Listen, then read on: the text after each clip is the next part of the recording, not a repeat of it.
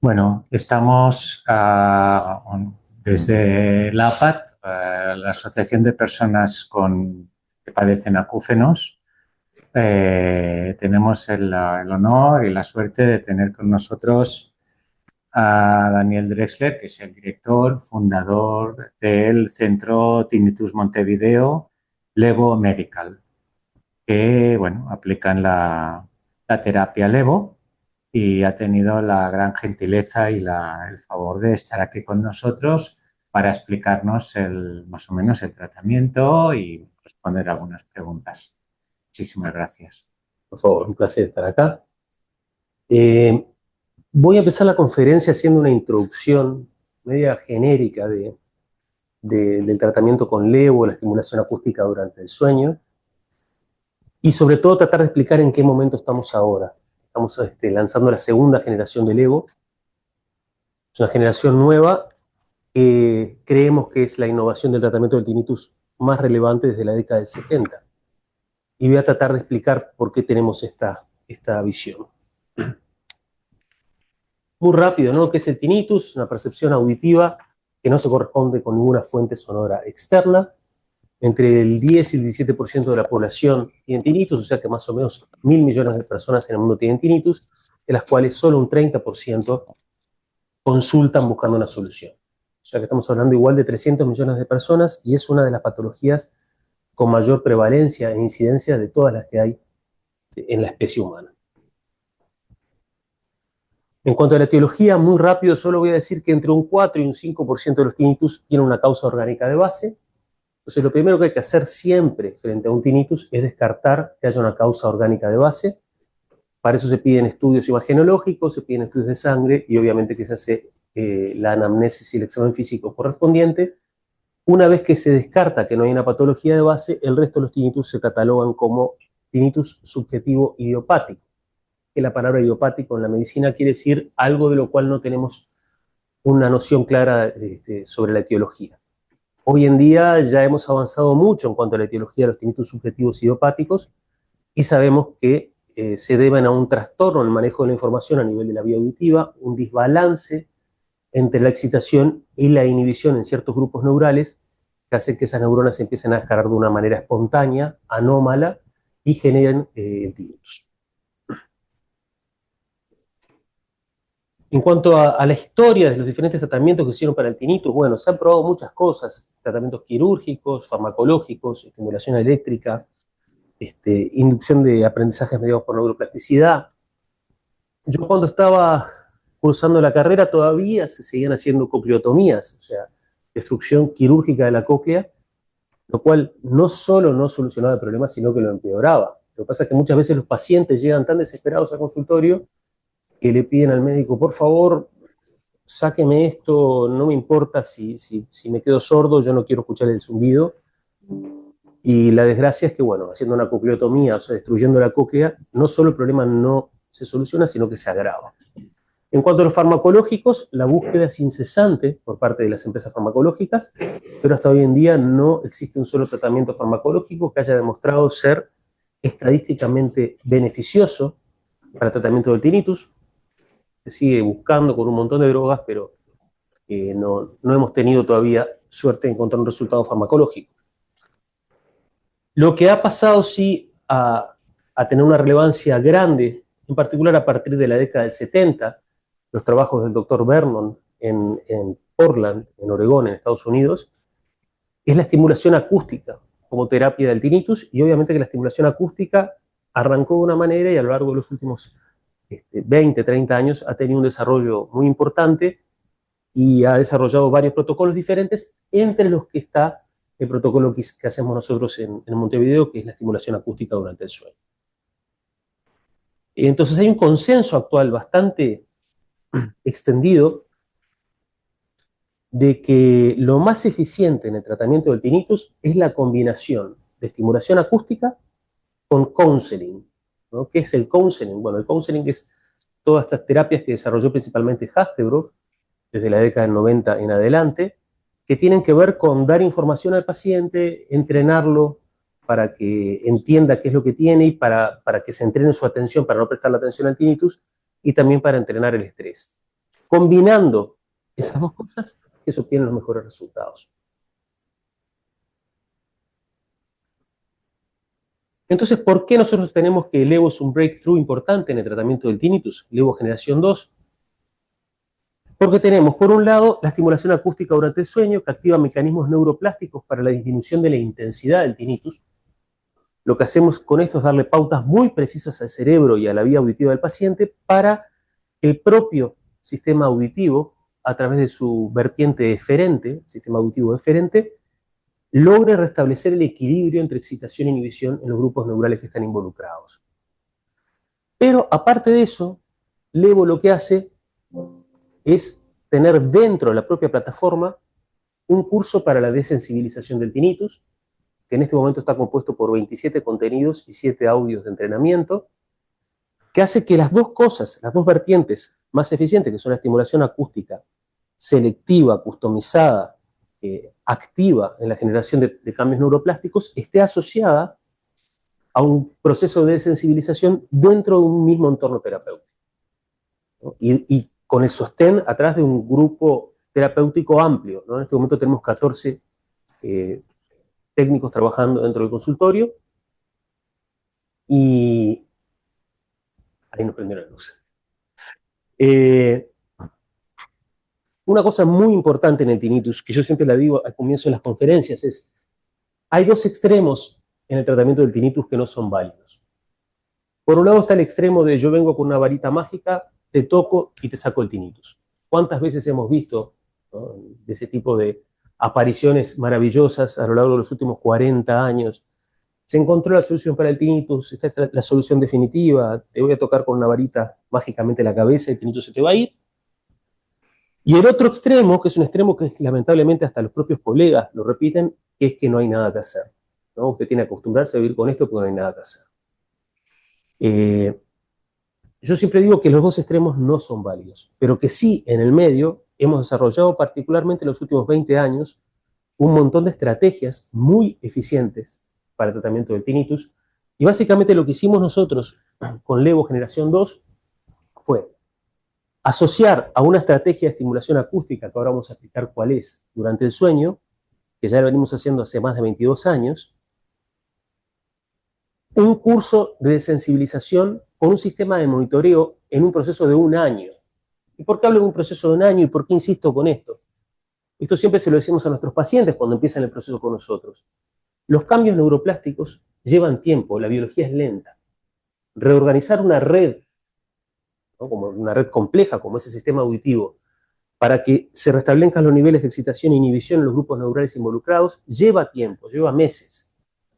Y lleva sobre todo un monitoreo muy estricto. O sea, hay que estar muy arriba del paciente, hay que irlo guiando a lo largo del proceso, hay que sostener la motivación, hay que seguir explicando qué es lo que estamos haciendo, hay que explicarle al paciente por qué está pasando lo que pasa en cada una de las partes de este proceso. Entonces, una de las razones fundamentales por la que yo creo que la generación 2 del Levo es un breakthrough es porque logra guiar este proceso neuroplástico a lo largo del año del tratamiento, obviamente que es soportado por el apoyo de los técnicos que hacen todas las sesiones de monitoreo. A lo largo de 1 año de tratamiento, un paciente con nosotros tiene un mínimo de 12 sesiones de monitoreo, que a su vez la propia plataforma le va entregando índices de cómo va evolucionando el paciente y prende alarmas cuando hay alguna razón para estar preocupado sobre la evolución. Entonces, el sistema Levo Generación 2 integra 2 procesos simultáneos y sinérgicos de aprendizaje. Por un lado, la estimulación acústica customizada durante el sueño, y por otro, la desensibilización frente al tinnitus. Y obviamente que estos dos aprendizajes están mediados por neuroplasticidad, y cuando se dan de una forma sincrónica, tienen un efecto sinérgico. Cuanto más disminuye la intensidad de tinnitus, más fácil es hacer la desensibilización. Cuanto más se desensibiliza el paciente, más probable es que disminuya la intensidad de la percepción de tinnitus. Entonces es muy importante que esas dos estrategias sean hechas de una forma sincrónica, reglada y con un esfuerzo sostenido a lo largo de 1 año. ¿Tá? Nos pasa mucho con los pacientes de tinnitus que están acostumbrados a situaciones en las cuales compran un aparato, compran un fármaco y después quedan sueltos a la intemperie, ¿no? Padeciendo el tinnitus y no encontrando resultados, ¿no? Y aparte esperando soluciones que se produzcan rápido, en 1 mes, 2 meses, y en realidad Eso es lo peor, porque ese paciente se frustra y ya queda por fuera del sistema. Entonces es muy importante de entrada explicar claramente cuáles son las expectativas. Nosotros sabemos que el tinnitus probablemente no desaparezca, pero sí que lo podemos bajar de volumen mucho y que podemos trabajar mucho en la desensibilización, sobre todo cuando los dos procesos se dan de una forma simultánea y sinérgica, y que desde el punto de vista clínico, que esta es una de las preguntas que tenía en la lista de preguntas que me mandaron, nosotros consideramos que la cura del tinnitus es la compensación del tinnitus. Tinnitus tenemos todos. Cualquier persona que entra a una cámara anecoica va a escuchar tinnitus. El problema es cuando ese tinnitus se empieza a escuchar en situaciones que no debería escucharse y empieza a transformarse en un problema serio para la calidad de vida del paciente. Si nosotros logramos que ese tinnitus disminuya de intensidad y que el paciente pueda quitar el foco de atención de ahí, desde nuestro punto de vista, ese es un paciente curado. ¿Está?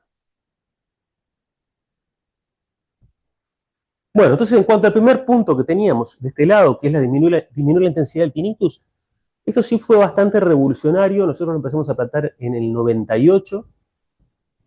La capacidad de generar una receta acústica individualizada, que es un sonido lo más parecido al tinnitus del paciente. O sea, reproduce las características de componentes de frecuencia y las características de intensidad.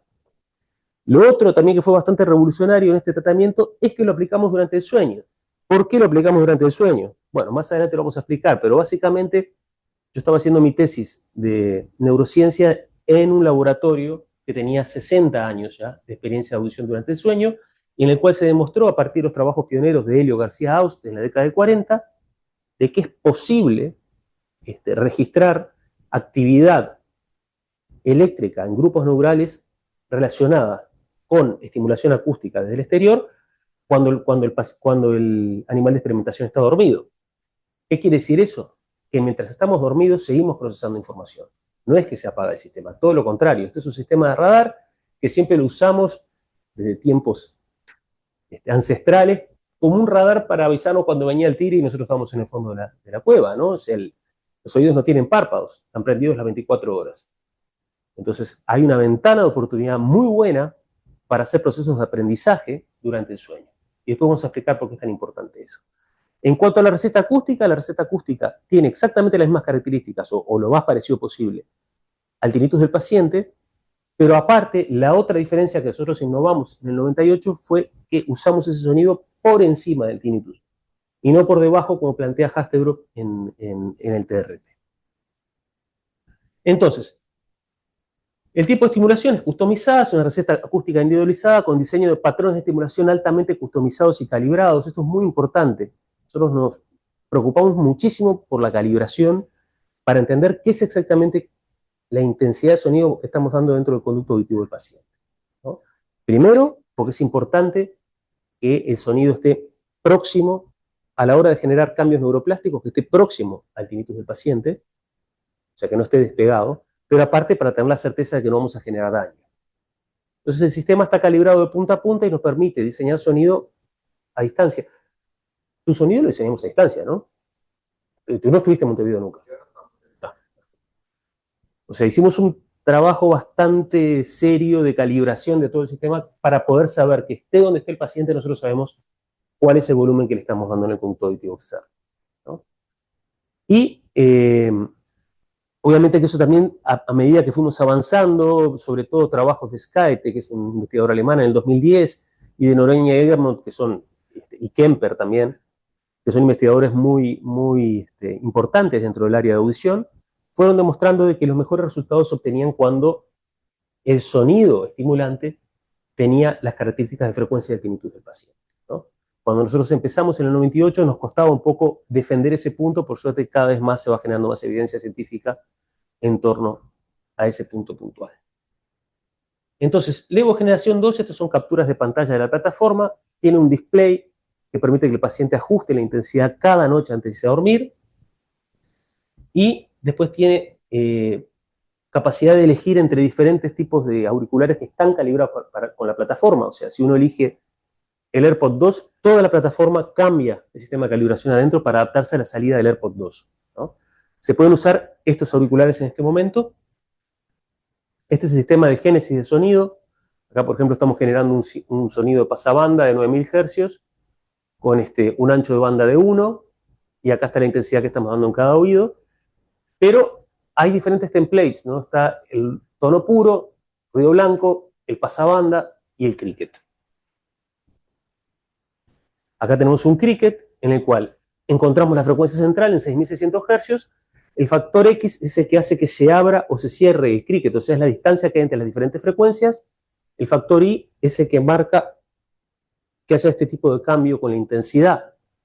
Cuanto más grande es el factor Y, más diferencia hay entre la frecuencia central y las frecuencias adyacentes.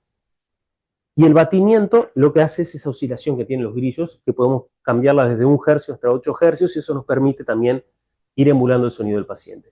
Lo que nos fuimos dando cuenta con el tiempo es que este tipo de sonido, que es el que patentamos en Estados Unidos, tiene una plasticidad enorme y nos permite prácticamente solucionar gran cantidad de los casos simplemente usando el cricket. Cuando no podemos solucionarlo con el cricket, sumamos o tonos puros, o ruido blanco, o ruido en ancho de banda. Pero lo bueno es que el Evo permite combinar los sonidos, ¿no? Y la gran mayoría de las veces los pacientes lo que tienen es sonidos complejos. Entonces eso nos permite aproximarnos de una forma bastante precisa a lo que escucha el paciente. Entonces, un trabajo que publicamos en el 2016 en la International Journal of Audiology, fue la primera vez que se publicaba información sobre reducción de intensidad del tinnitus. Y lo que nosotros logramos en ese trabajo fue una reducción promedio de 14,1 decibeles. Como la escala de decibeles es logarítmica, disminuir 6 decibeles es bajar la intensidad a la mitad. Disminuir 14,1 decibeles es bajar un 70% de la intensidad y bajar un 62% la percepción de intensidad. La percepción de intensidad baja a la mitad cada 10 decibeles, ¿no? Entonces, la diferencia que hay entre tener un tinnitus a 58 decibeles o tenerlo a 43 es, con este tinnitus, vaya donde vaya, la gran mayoría de los entornos urbanos lo voy a estar escuchando. Cuando está en 43, va a estar por debajo de la enorme mayoría de los entornos urbanos, porque voy a entrar a una cafetería y ya no voy a estar escuchando tinnitus, porque el ruido ambiente va a estar por encima, ¿no? E inclusive cuando lo escucho, este tinnitus es mucho más fácil de quitar el foco de atención que un tinnitus que está 14 decibeles por arriba. Esta información nos costó mucho publicarla porque era un estándar dentro del mundo académico de que la intensidad de tinnitus no era medible y que la intensidad de tinnitus no importaba. Nosotros hicimos un hincapié muy grande en que puede ser que haya diferencias poblacionales, pero dentro del mismo paciente, tener un tinnitus de 58 o de 43 parece bastante intuitivo decir que todos preferimos tener uno de 43 y no uno de 58. ¿Está? Y bueno, como es el único tratamiento que está aprobado por la FDA que habla de disminución de intensidad, esto nos marcó una ventaja bastante importante frente a los competidores. Este es un estudio que hicimos sobre 60 pacientes de nuestra base de datos, de cuánto disminuye la intensidad promedialmente. En un 85% de los pacientes, o sea, en todos estos, hay una disminución de intensidad que se divide en 3 tercios. Un tercio tiene una bajada de entre 0 y 5 decibeles, otro tercio entre 5 y 10 decibeles, y el otro tercio más de 10 decibeles, y un 15% no tiene bajada. Esto no quiere decir que estos pacientes no puedan tener un beneficio con el tratamiento, porque aparte de esto viene la segunda parte del tratamiento, que es todo el proceso de desensibilización, que es en lo que se centra fuertemente Hasselbrock, ¿no? Digo, yo soy un profundo admirador de Hasselbrock, creo que es un claro, ¿no? Más allá de las discrepancias que podamos tener en el tipo de estimulación. ¿Está? Esto también lo puse acá porque era una de las preguntas que estaban en... ¿Y por qué lo hacemos durante el sueño? Bueno, lo que decíamos al principio, ¿no? El sistema auditivo durante el sueño procesa información. Pero aparte, hay menos entradas sensoriales compitiendo. Cuando estamos dormidos, los párpados están cerrados, por lo general la formación proprioceptiva se reduce, entonces el cerebro tiene un foco mucho más fuerte en el sistema de radar atávico que tenemos, que es el oído. Entonces, pasar información durante el sueño en el oído es una ventana muy buena, es una ventana maravillosa para generar aprendizajes y inducir cambios neuroplásticos. Lo otro, tenemos una ventana de oportunidad de 8 horas, 9 horas, 6 horas, según la cantidad de horas que dura el paciente, para estimularlo. Esto también lo quería aclarar bien porque es una de las preguntas, ¿no? ¿Qué diferencia hay con el estudio que se hizo, creo que es el Consejo, ¿cómo se dice? Ahí bueno.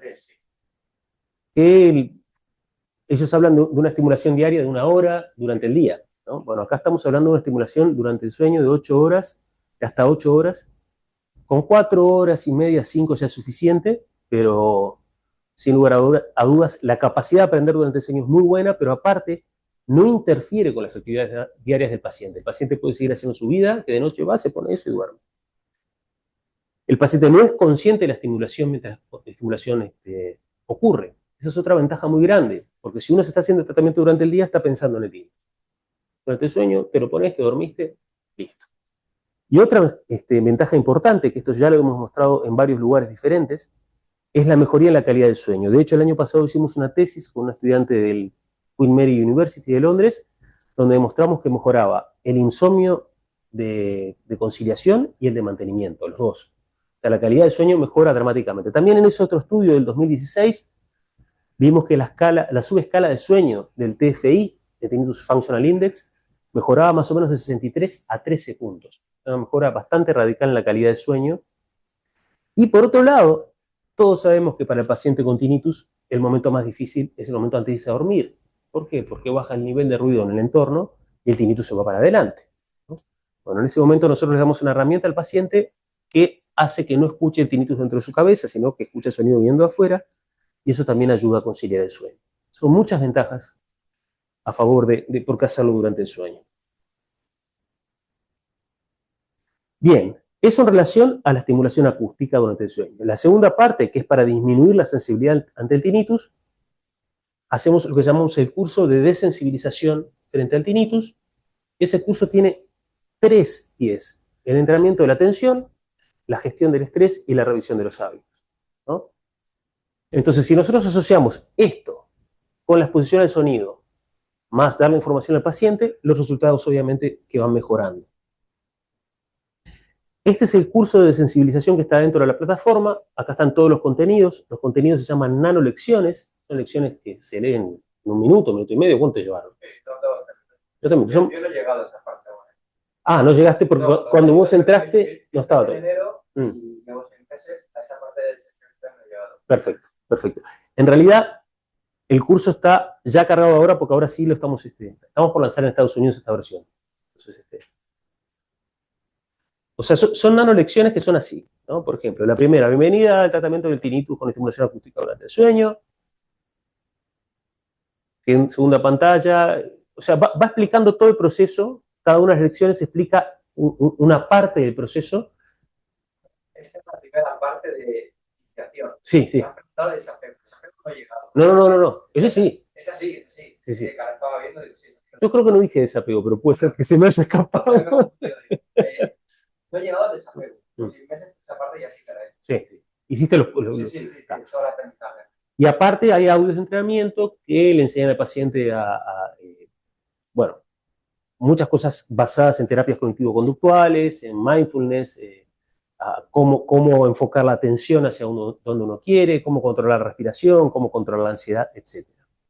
Eso es muy, muy importante porque el tinnitus importa por la información que hay dentro de la vía auditiva, pero también importa por cómo esa información impacta sobre las áreas de asociación cerebrales, cómo impacta sobre la corteza prefrontal, cómo impacta sobre la circunvolución límbica, que es el cerebro reptiliano, donde se gestionan mucho las emociones también.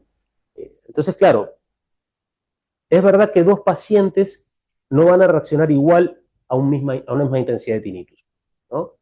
¿Por qué? Porque de repente si mi tinnitus está en 4000 Hz, pero yo cuando era chiquito tuve un accidente y antes del accidente escuché un sonido de 4000 Hz, mi carga emocional contra un sonido de 4000 Hz va a ser mayor, ¿no? Entonces, por eso es muy importante no solo disminuir la intensidad, sino trabajar en cómo ese sonido impacta sobre las áreas de asociación, cómo impacta cuando el paciente asocia el sonido con los bancos de datos que hay dentro del cerebro, de la memoria, ¿no? Que son los que le dan la carga emocional a cada una de las señales que nos llegan. Por eso que combinar ambas terapéuticas en un mismo sistema es lo que da mejores resultados. Estos son resultados de los 3 grandes cuestionarios que se utilizan en tinnitus, el THI, el TRQ y el TFI. En los 3, antes, en el medio del tratamiento y después del tratamiento, vemos una disminución muy notoria en todos ellos, pero lo que quería mostrar son las subescalas del TFI y en particular lo que hablábamos, la de sueño. Cuando arrancamos estábamos en 78,4 promedio, en el medio 28,2 y al final del tratamiento 13,3. Esto es un dato importante sobre cómo impacta el tratamiento sobre la calidad del sueño. Y ahora que ya hablamos de estas dos grandes vertientes, que es la estimulación acústica y la desensibilización, quiero hacer un poquito hincapié sobre otra cosa que es muy importante, que es cómo montamos un sistema de monitoreo para poder darle al paciente el apoyo que precisa durante el tratamiento, ¿no? Entonces, una de las grandes ventajas que tiene Levo Generación 2, y esto obviamente que lo aprendimos durante la pandemia, es que nos da la capacidad de atender remotamente a los pacientes. Nos da la capacidad de utilizar la telemedicina y, para nuestra sorpresa, en la pandemia, los pacientes que teníamos en el interior de Uruguay, que Uruguay es un país chico, pero igual hay 300, 400 kilómetros, cuando les decíamos no vengas a la consulta, te vamos a atender por vía remota, vimos que las consultas eran más eficientes. Obviamente que a veces sí es necesario que el paciente venga, si tiene un tapón de cera, alguna cosa así, pero muchas veces evitar que el paciente tenga que hacer un viaje en ómnibus o en auto, llegar hasta el lugar, estacionar, estresarse, entrar al médico. No, mira, estás en tu casa a tal hora, te sentás y nosotros te vamos a atender por vía remota. Entonces diseñamos todo un sistema de atención remota dentro de la propia plataforma con el cual podemos hacer un montón de cosas. Podemos al paciente estar los dos mirando la misma pantalla y nosotros mover las diferentes variables del sonido y el paciente ver cómo las movemos, ¿no? Podemos ver cómo el paciente hace la calibración desde el consultorio. Podemos darle información destrabando determinadas partes del back office. Entonces, bueno, todo eso nos llevó a desarrollar un sistema de monitoreo con 12 entrevistas, 8 son hechas por los técnicos de CTM, 4 por el audiólogo en territorio. Acá en España todavía no tenemos audiólogo en territorio, por eso creo que en tu caso siempre fuimos nosotros, ¿no? Paula, Verónica es la que dirige toda la parte de monitoreo y es también, junto a Paula, las que desarrollaron. Esto en realidad, ¿cómo se desarrolló? Llevábamos 10 años haciendo grupos de atención con los pacientes. Cuando empezó la pandemia no se podían hacer grupos. Entonces ahí fue que empezamos a automatizarlo y a ponerlo dentro de la plataforma. Y la verdad que nos dimos cuenta que la eficiencia era mayor todavía que hacer venir a los pacientes. Queremos retomar el tema de los grupos porque los grupos tienen otro valor también ¿no? de comunicación transversal, ¿no? Y horizontal, ¿no? Pero a partir de esa experiencia fue que se empezó a desarrollar todo el sistema de monitoreo y obviamente tomando cosas de TRT, tomando cosas de las terapias cognitivo-conductuales, tomando cosas del Progressive Tinnitus Management del Dr. Henry. O sea, todo eso se fue como incorporando más cuestiones que tienen que ver directamente con la estimulación acústica durante el sueño y se incorporó dentro de este sistema de monitoreo. ¿Está? Y obviamente, la plataforma nos va dando índices de evolución, gráficos de evolución de la intensidad, test automatizados y alertas programadas. ¿Qué quiere decir eso? Primero, nosotros tenemos una gráfica de cómo va evolucionando el paciente a lo largo del tratamiento, que día a día nos da información de cuál es la intensidad del tinnitus, cuántas horas lo usó, ¿no? Y podemos ver cómo va evolucionando. ¿Ah? Esto lo viste también, te lo mostramos. Sí, eso lo tengo yo. Bastante gráficas. Bastante. Obviamente que la gráfica se puede ver de muchas maneras diferentes, también entender cuándo el paciente lo usó y cuándo no lo usó, ¿no? Y ver un patrón si es normal o no normal de uso, entonces en función de eso ir tomando decisiones de cómo intervenir con el monitoreo. Después nos permite pasar los tests automáticamente, con lo cual la recolección de datos es mucho más eficiente. El paciente en determinado momento tiene que agarrar y pasarle THI porque ya está en la mitad del tratamiento, o al final del tratamiento, o el TFI o el TRQ. Y nos da esto que es muy importante, que es un gráfico de red que asocia todas las variables y nos da un área que nos dice cómo está evolucionando el paciente. Entonces, hay un índice de evolución, que es el área de este gráfico, que nos permite saber si el paciente le está yendo muy bien, si está yendo bien, si está yendo más o menos, o si entró en la zona roja y ese paciente va a necesitar un seguimiento más estricto, ¿no? Y eso lo hace de una manera bastante automatizada. Estamos trabajando duro todavía sobre estos índices, porque son índices complejos, pero ya nos vamos dando cuenta qué resultados son aquellos en los cuales necesitamos estar encima del paciente. ¿Ah? Este es el esquema de un tratamiento. Hay al principio entre 1 mes y medio y 2 meses de adaptación. después hay entre 3 meses y 5 meses de estimulación continua, y después, de ahí hasta el final del año, lo que nosotros llamamos desapego, que es lo que todavía no entraste. ¿Por qué desapego? Porque el paciente, durante estas etapas, cuando se acostumbra a usar el aparato, es muy difícil pedirle que lo deje de usar. Y nosotros sabemos que se llega a un punto en el cual ya los cambios que se obtuvieron se consolidan, pues son cambios neuroplásticos, y más allá del uso del aparato o el no uso, esos cambios se mantienen. Entonces, no es necesario seguir estimulando. Entonces, ahí empezamos a sacar de 7 días de la semana, primero un día no lo uses, después 2 días no lo uses, y si vemos que se mantiene la intensidad de tinnitus donde estábamos, ya vamos reduciendo hasta llegar idealmente al año sin estimulación. ¿Ah? Entonces, si yo tuviera que explicar de una manera muy simple e intuitiva qué es lo que hacemos, vamos a imaginarnos que el tinnitus es un foco de luz frente a nuestros ojos. Lo primero que vamos a hacer con ese foco de luz es transformarlo en una vela. ¿Por qué? Porque si vos tenés un foco de luz de 400 Hz frente a los ojos, y yo te digo, te voy a enseñar a no mirarlo, tenés que ser el Dalai Lama para no verlo.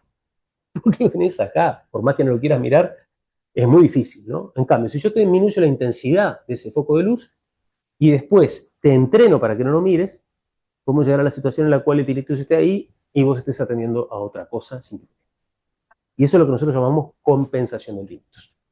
Todo el proceso se resume en estas 3 imágenes, ¿no? Es bastante complejo en realidad explicarlo parte por parte, pero básicamente lo que hacemos es esto.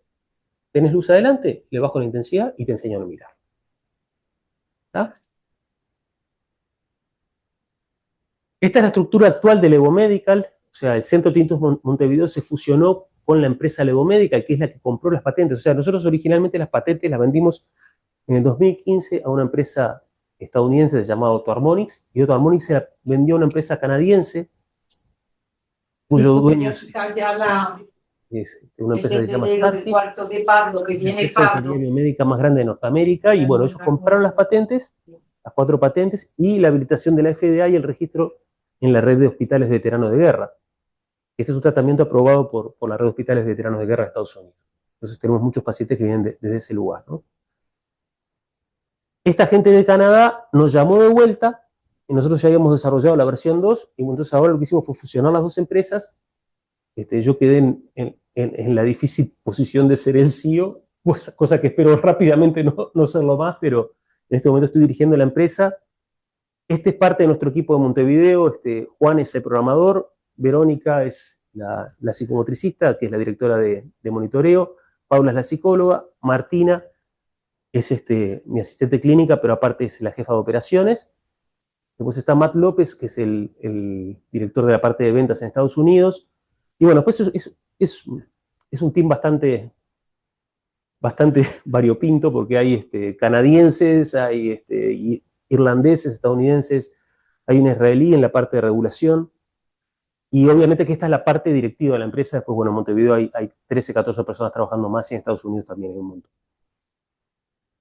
Y en este momento en Estados Unidos se sigue vendiendo la versión 1, ¿no? En Latinoamérica ya estamos vendiendo la versión 2, y calculamos que para fines de este año, más tarde al principio del año que viene, también en Estados Unidos vamos a estar con la versión.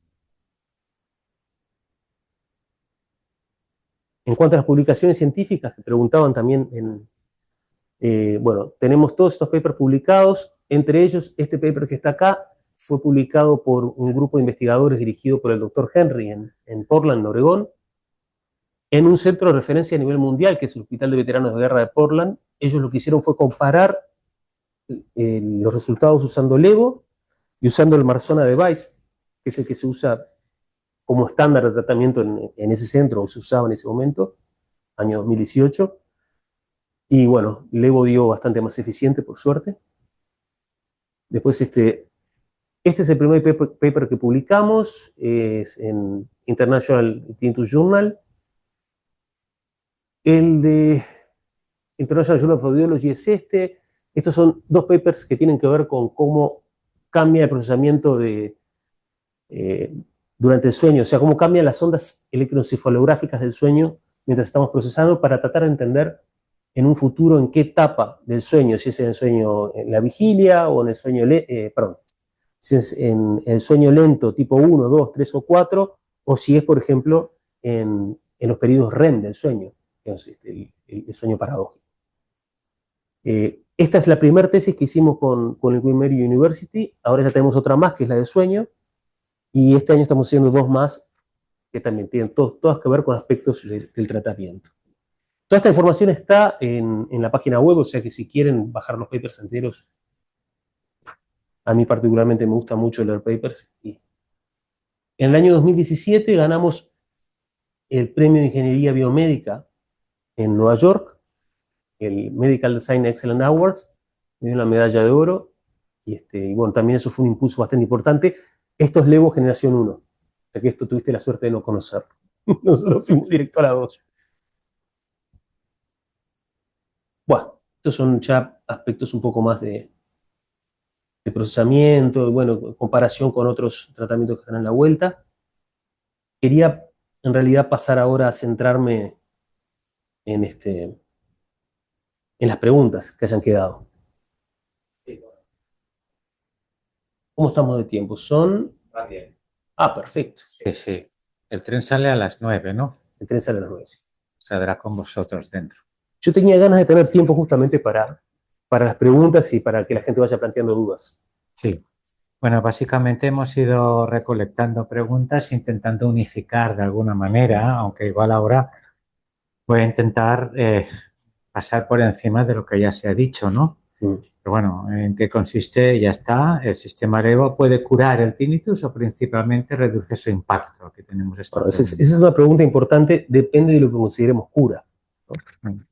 Si curar el tinnitus... A ver, yo parto de una base más previa para responder esta pregunta, ¿no? Todos nuestros sistemas sensoriales tienen un equilibrio dinámico entre cuánta información toman del medio, ¿no?, y cuánta información dejan de tomar. ¿Y por qué es dinámico? Porque no es lo mismo tomar información del medio en un lugar silencioso que cuando uno está en la calle. Entonces los umbrales auditivos van cambiando todo el tiempo, los umbrales perceptivos, ¿no?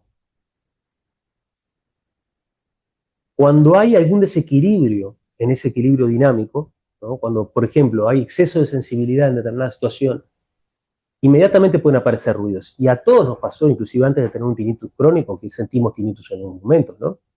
Digo, todo el mundo tuvo esa experiencia, a veces cuando fue a una fiesta, o cuando fue al cine estaba demasiado fuerte, o a veces sin saber muy bien por qué, ¿no?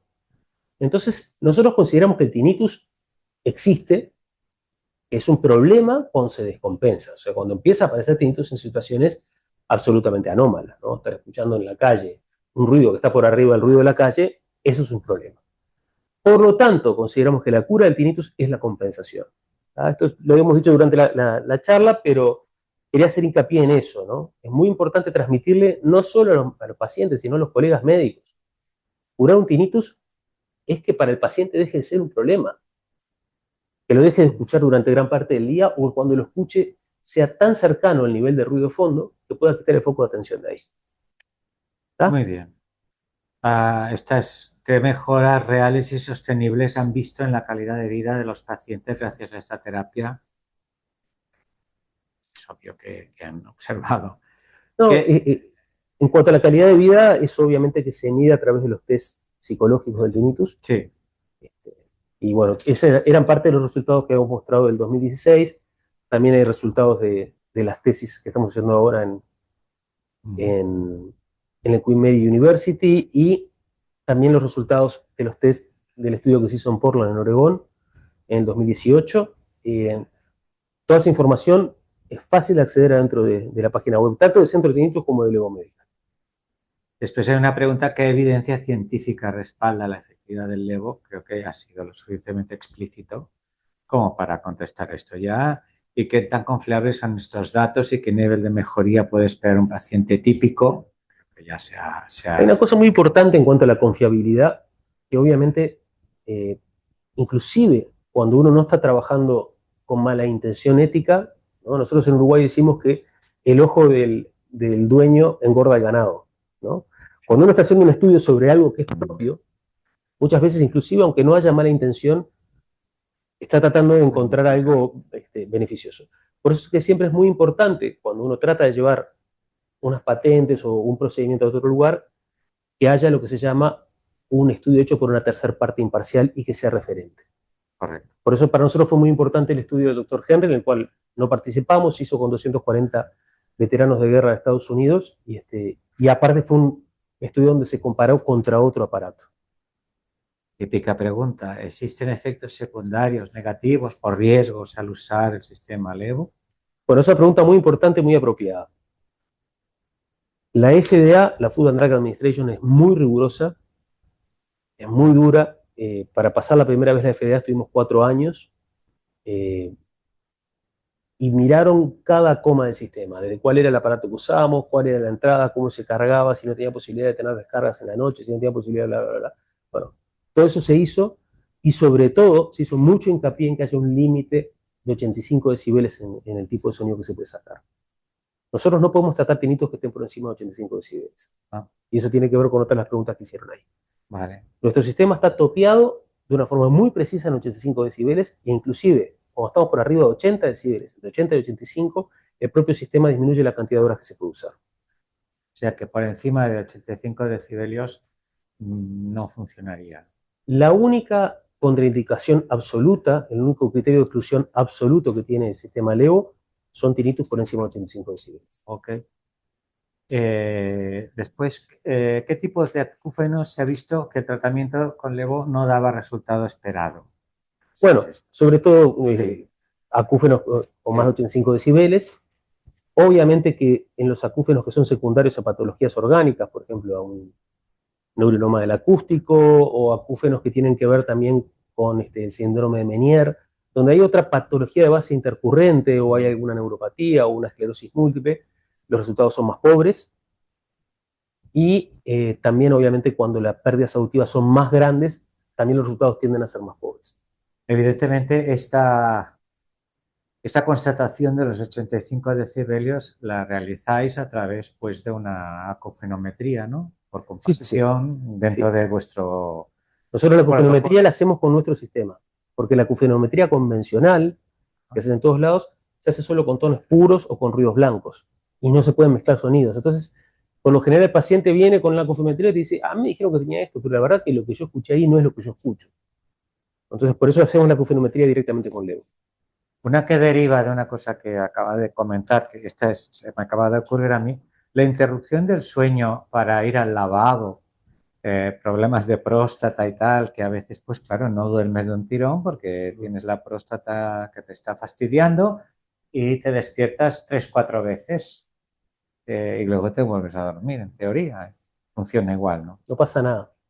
Inclusive, varias veces hemos recibido el feedback de los pacientes de que antes, cuando se despertaban, como se hacía muy patente el tinnitus, les costaba irse a dormir de vuelta, ¿no? Entonces, al tener el aparato, como que es más fácil volver a conciliar el sueño.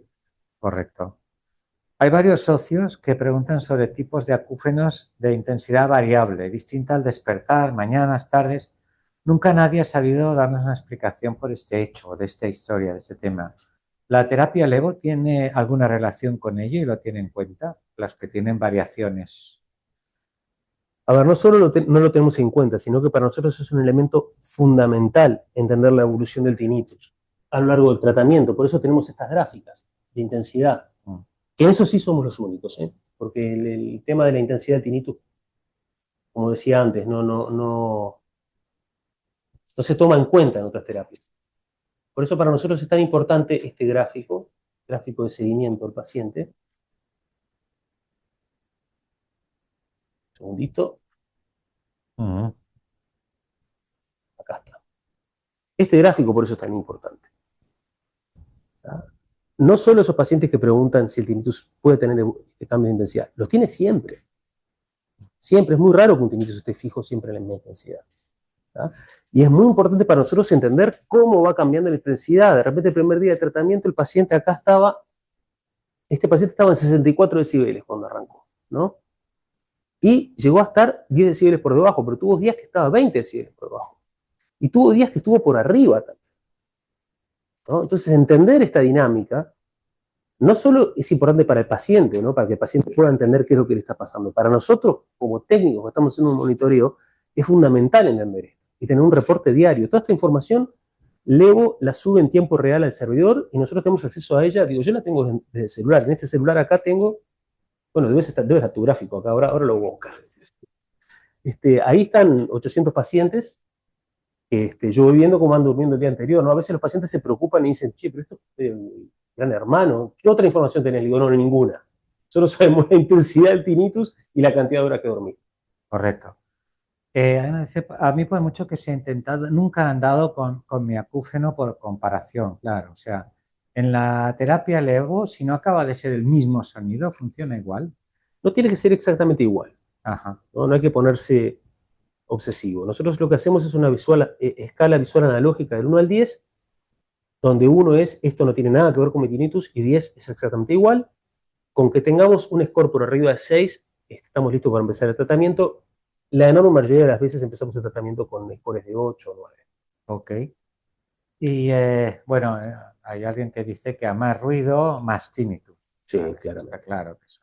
Claramente, porque lo que pasa también en esos casos es que por lo general está dañado el amplificador coclear, entonces la capacidad de sintonizar el sonido es menos eficiente, entonces el ruido que entra por varios canales a la misma vez, ¿no? Sí. Y eso genera en el cerebro un desorden total, ¿no? O sea, se sincronizan varios canales que tendrían que estar descargando por separado y eso hace que se potencie el tinnitus. Ahora he agrupado una cosa que se convierte en una metralleta, ¿eh? Te voy a ametrallar ahora concretamente. Y entonces, de todo esto que se oye, ¿qué es lo que más te gusta y lo que menos? Más o menos así. Implante coclear, audífonos, TRT, sonidos enmascaradores, terapia conductivo-conductual, yoga, mindfulness, medicamentos, antidepresivos, ansiolíticos, LSP 1005 Ebeselen, suplementos, vitamina B12, ginkgo biloba y otros, ototóxicos, medicamentos o dietas, estimulación magnética transcraneal, estimulación eléctrica, Lenire, Susan Shore. Ya cierro la metralleta. Está bien. A ver. Bueno, a ver, a grosso modo, He hecho una sopa de cosas. todo lo que tiene que ver con fármacos, lamentablemente, no tiene grandes resultados. Sí son importantes a veces los ansiolíticos o los antidepresivos para acompañar al paciente, ¿no? Y para quitar, sobre todo al principio del cuadro, ¿no? Yo cuando recién empecé a trabajar en tinnitus, el año 2001, 2002, le sacaba los fármacos a los pacientes y aprendí de una forma empírica que no hay que hacerlo de golpe. ¿No? Cuando el paciente empieza y está muy angustiado, si tiene que tomar ansiolíticos, que los tome. Lo importante es que no se perpetúe, ¿no? Lo mismo si viene con un tratamiento psiquiátrico, hacer interconsulta con el psiquiatra. Ahora, específicamente de efectos sobre el tinnitus, y bueno, hay pacientes que toman ginkgo biloba, hay pacientes que toman. Si llega a tener un efecto placebo, bienvenido sea. El problema es que tampoco tiene un efecto placebo consistente. Entonces, lo primero que sacaría un poco para el costado son los fármacos. Después, la estimulación magnética transcraneal, yo creo que todavía está en una etapa muy incipiente, los resultados son muy pobres, es muy al barrer, ¿no? Para mí lo que importa en el tinnitus es la precisión. Si el tinnitus está siendo gestado en un canal de frecuencias, por ejemplo, de 4200 Hz, ¿para qué vamos a trabajar todo el espectro? Trabajemos sobre 4200 Hz. Entonces, creo que la estimulación magnética transcranial, la estimulación eléctrica también, o mismo el tratamiento del ENIR, tienen un futuro importante, ¿tá? Pero en este momento se están haciendo al tuntún, entonces a veces, claro, los pacientes se frustran, ¿no? Correcto. Perdón, toman los implantes cocleares también. ¿El? El implante coclear. El implante, sí, famoso. El implante coclear es maravilloso, sobre todo en aquellos pacientes que no pueden ser estimulados porque tienen tinnitus por arriba de 85 o porque tienen una acofosis, perdieron el oído, ¿no? Y están con tinnitus. Sin lugar a dudas, ahí la primera herramienta es el implante coclear y los resultados son muy buenos. Okay. También estaban ahí los audífonos. Bueno, yo soy fan de los audífonos. Empecé en esto en la década finales de la década del 80 trabajando con audífonos en el consultorio de mi padre y mi madre. O sea que vengo de una vida de trabajo con audífonos. Muchas veces nosotros con nuestros pacientes asociamos la estimulación acústica durante el sueño con el uso del audífono durante el día. Famoso el SPSL, Ebeselen, está en investigación. Sí. Y Susan Shore, pues, en su... De acuerdo. Más cosas. Bueno, acceso a tratamiento. ¿Qué paciente puede ser candidato al tratamiento vuestro? Como decía antes, hay un solo caso de criterio de exclusión absoluto que son por encima de 85 decibeles. ¿no? Después todos los demás, lo que voy a hacer ahora es decir cuál es nuestro paciente ideal, ¿no? El paciente ideal nuestro es un paciente que tiene audición conservada, ¿no? Que solo de repente ves algún problemita en las emisiones otoacústicas o en las altas frecuencias, pero que en el audiograma convencional entre 125 y 8000 hercios no tiene caída, no tiene una muesca, no tiene nada, y tiene tinnitus, que hay muchos de esos, que tienen tinnitus de instalación reciente, idealmente menor a un año de instalación, que el tinnitus está en frecuencias agudas, que por lo general son tinnitus de origen de trauma acústico. Bueno, ese tipo de pacientes son los que andan muy bien y muy fácil, ¿no? Y en el otro extremo, bueno, un paciente que tiene un síndrome de Meniere o que tiene un neuroma del acústico y tuvo una intervención quirúrgica, quedó con el tinnitus, un paciente que tiene una esclerosis múltiple o cualquier otro tipo de neuropatía o alguna metabolopatía de base que esté ensuciando la cuestión etiológica del tinnitus. En esos casos los resultados son más pobres. Muchas veces esos pacientes igual se tratan porque llegan en una situación de desesperación total y cualquier cambio, por menor que sea, sirve. Y obviamente que también sirve todo el apoyo de la psicóloga, la psicomotricista y todo el equipo de sensibilización. Muy bien. ¿Compatibilidad con otras terapias? Bueno, es muy compatible con los audífonos, claramente, ¿no? Yo creo que en algún momento va a ser compatible también con la neuromodulación. Lo que pasa es que, de vuelta, mi impresión es que la neuromodulación, tirando pulsos de electricidad en la lengua, todavía está siendo hecha al barrer, digamos, ¿no? Entonces creo que hay un futuro por ahí, pero todavía tenemos que aprender mucho sobre neuromodulación para saber cómo asociarla de una Sí. forma eficiente. Ahora hay una pregunta que uno ha hecho que es pues, coste-cobertura. No sé si... Bueno, Nosotros no tenemos un esquema de costos hecho en España, ok. porque en realidad en España creo que hasta ahora hemos visto 3, 4 pacientes, ¿no? De los cuales uno está aquí presente. Uno está Así que lo que hacemos es usar el mismo esquema de costos que usamos en Latinoamérica. Ujú. Yo no tengo claros los números porque es el área comercial, pero es en el entorno de los $1.500. Ok. Luego hay unas preguntas. ¿El tinnitus crónico puede afectar profundamente el estado de ánimo, ansiedad, depresión, insomnio y desesperanza? Desde su perspectiva profesional, ¿qué mensaje de aliento? El mensaje de aliento es: hay cosas para hacer. Ujú. Obviamente que cuando aumenta la ansiedad, aumenta el tinnitus, por lo tanto, si mejoramos la ansiedad, mejora el tinnitus. Esa es la gran razón también por la cual estamos presentando ahora un sistema que está integrado, que no Sí. solo hace la estimulación acústica, sino que también hace toda la parte de acompañamiento para la desensibilización frente al tinnitus. Ok. Esta pregunta también un poco está contestada. ¿Podría compartir algún caso de éxito que haya presenciado donde un paciente con tinnitus severo o catastrófico dentro de la escala logró mejorar notablemente? Quizá si pasaban de 85, pues quizá ya no, ¿no? Si pasaban de 85 no lo tratamos, ¿no? Pero igual hay tinnitus severos con THI por arriba de 80, ¿no? Sí. Sin tener que pasar los 85 decibeles. Vale. Acá tenemos un par de casos que de repente los podría compartir.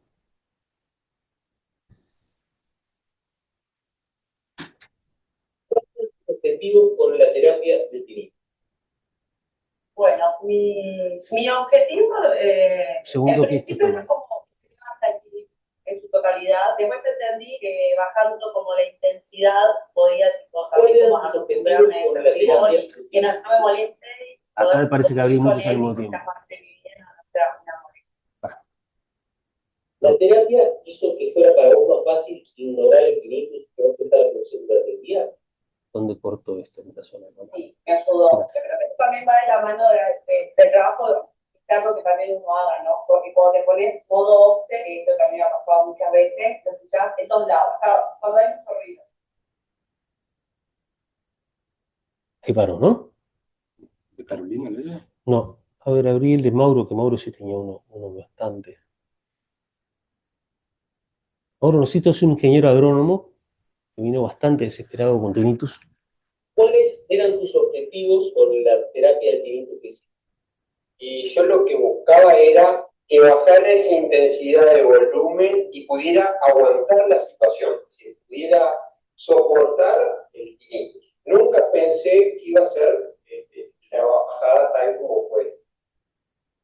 ¿Cómo fue tu experiencia general con la estimulación acústica durante el sueño?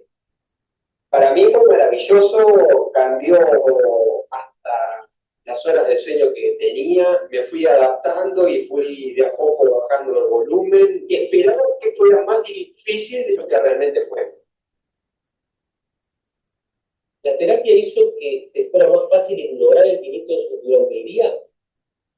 Absolutamente. El tinnitus para mí ya no es problema. Es más, hoy en día, ya habiendo dejado la estimulación, los días que tengo tinnitus, yo sé que hago mindfulness, cambio el foco y yo sé que esto se me va, que es momentáneo, que es en ese momento. Y el volumen cambió radicalmente. ¿Por qué pensás que la estimulación acústica durante el sueño fue una buena opción para vos? El antes y el después, Daniel. Que me pase esto, que pueda hablar de un tema como superado, me parece que ya habla de por sí del éxito de la cura, del éxito del tratamiento al mismo.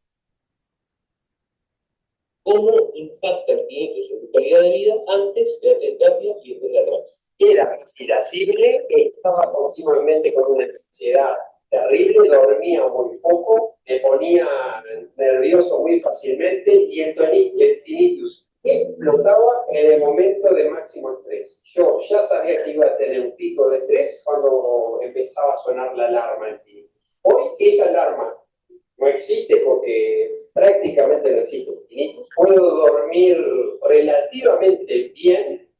Mejoré mucho, mis compañeros de trabajo se dan cuenta que yo estoy mejor, mi señora se da cuenta que no exploto de la forma que explotaba antes, y creo que lo que cambió es la perspectiva que tengo con el problema y la forma en que lo abordo. ¿Tenés la impresión de que la calidad de tu sueño cambió durante el proceso? Totalmente. Yo lo que tuve fue un cambio drástico. Mi sueño era muy intermitente, siempre a la mitad de la noche me despertaba con un sonido de un volumen muy alto y eso fue afectado positivamente por el tratamiento. ¿Qué era lo que más tenías miedo antes de empezar el tratamiento? Y bueno, todo lo nuevo trae miedo, en realidad. Mi miedo pasaba por hacer una inversión que era importante de alguna forma y que no tuviera éxito y que no diera para nada, que no tuviera ningún resultado. ¿Una experiencia aprendiendo a dormir con la cara?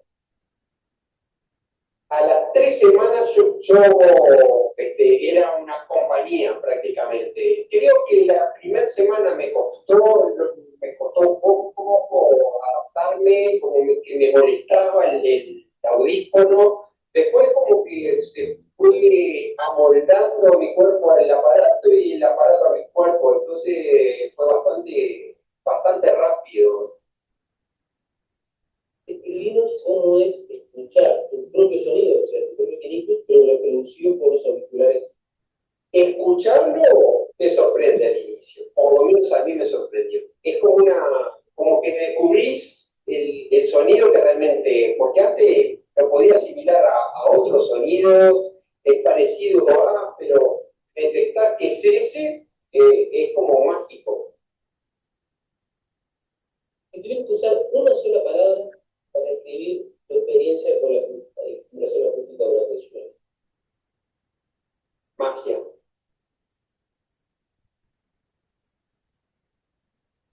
Vale. No sé, por último, ¿querés contar vos tu experiencia? Sí, sí, que está momento, claro, te voy.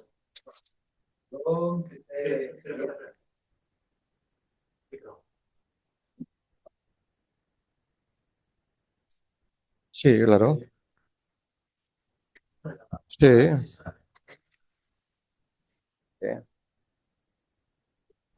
Encantado. Justo. ¿Se oye? Nos estamos conociendo en persona ahora, yo creo que nos hemos visto en la pantalla nomás, ¿no? Sí, en la pantalla nada más. Y al principio. Porque Y al vos quedaste principio, con al principio, Paula luego y... ya sí. Yo en realidad he hecho muchísimas terapias, pero muchísimas son muchísimas, entre ellas Lenire. Y la verdad que, pues, no me ha funcionado ninguna. Entonces lo que pasó que os descubrí a vosotros Y claro, básicamente al principio estás un poco que no sabes bien. Entonces, a mí me costó un poco adaptarme porque el caso es que se me caían los auriculares y bueno, tenía un poco de... no sabía bien.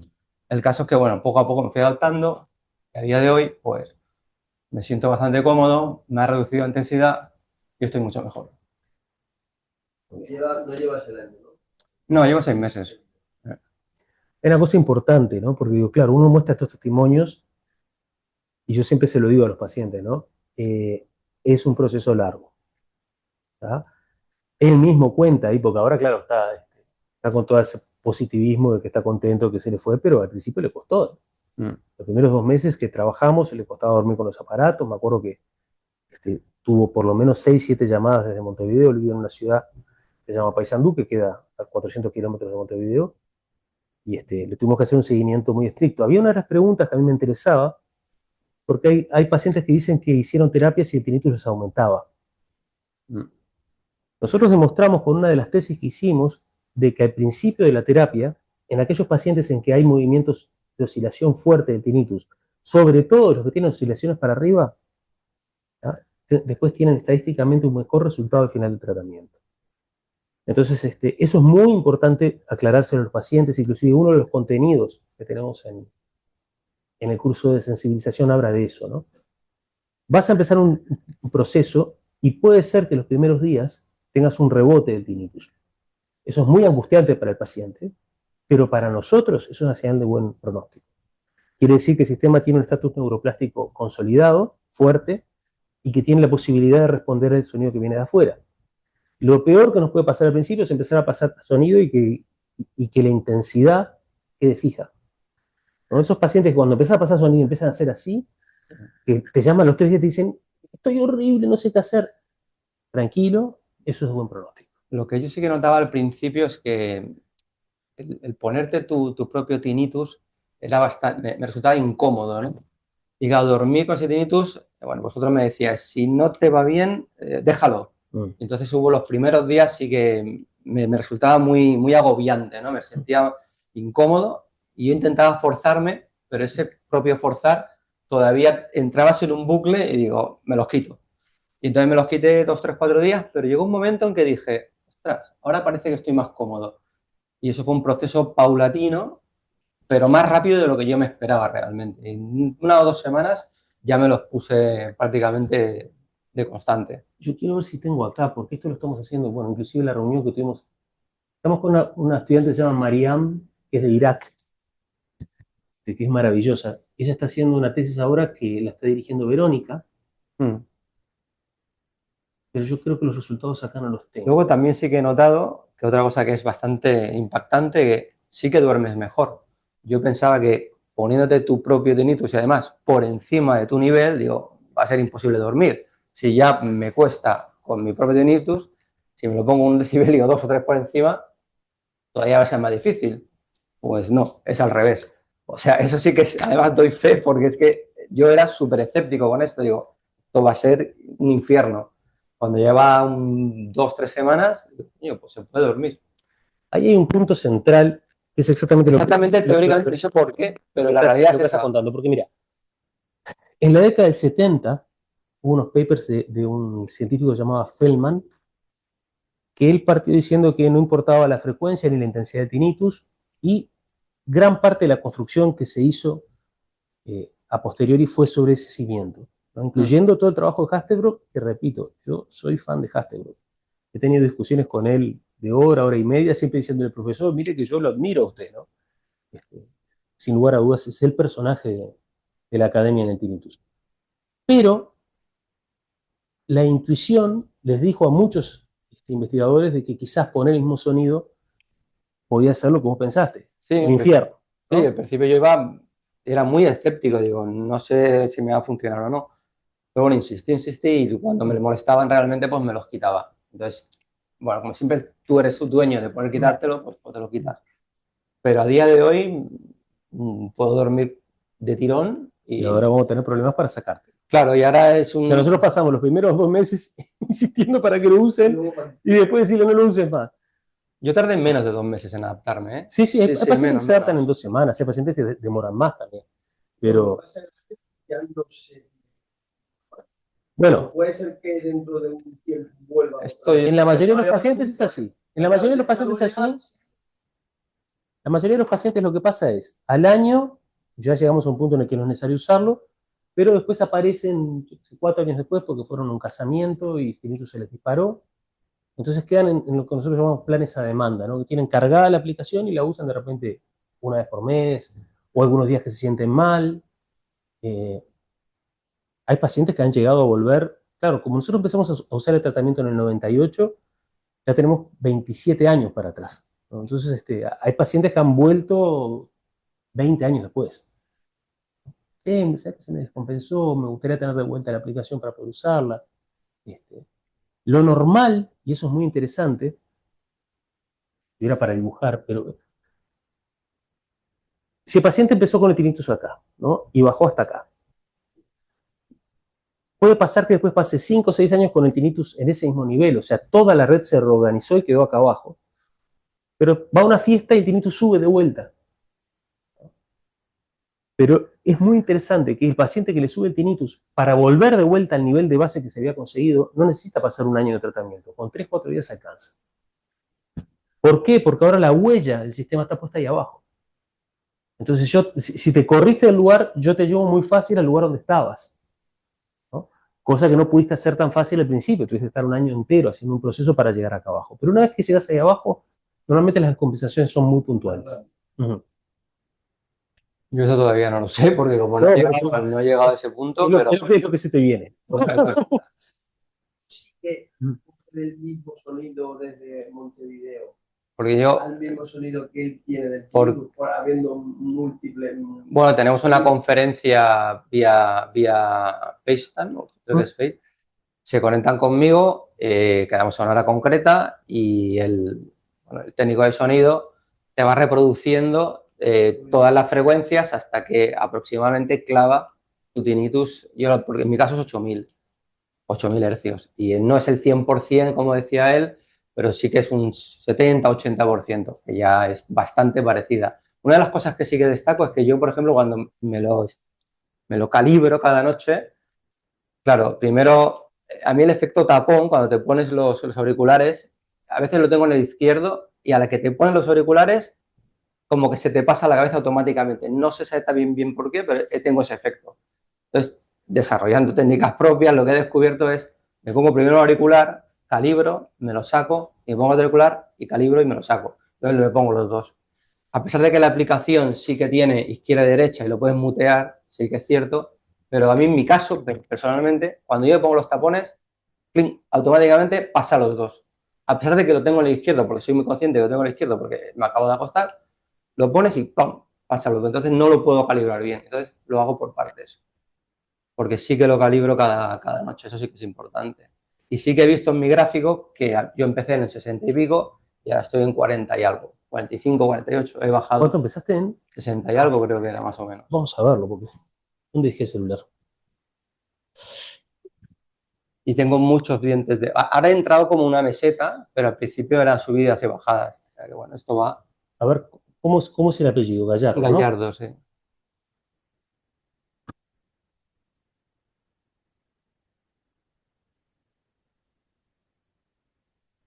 Vamos a ver si me da el internet. Pero realmente Tengo más de internet mala. 85 tiene que ser infernal, porque yo me lo he probado de poner y yo no aguanto 85, es imposible. O sea, realmente es bueno, yo no sé Hay unos pacientes cada tanto que, bueno, son los que generalmente los tiene que mandamos ser a muy quitar, destructivo, porque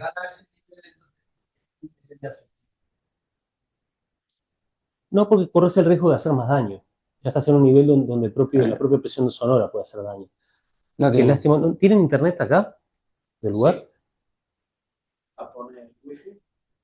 Vamos a poner el wifi. Porque tengo un roaming y el roaming no. Sí, por eso yo.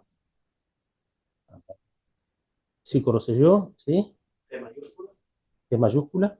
SICO. @17. @17.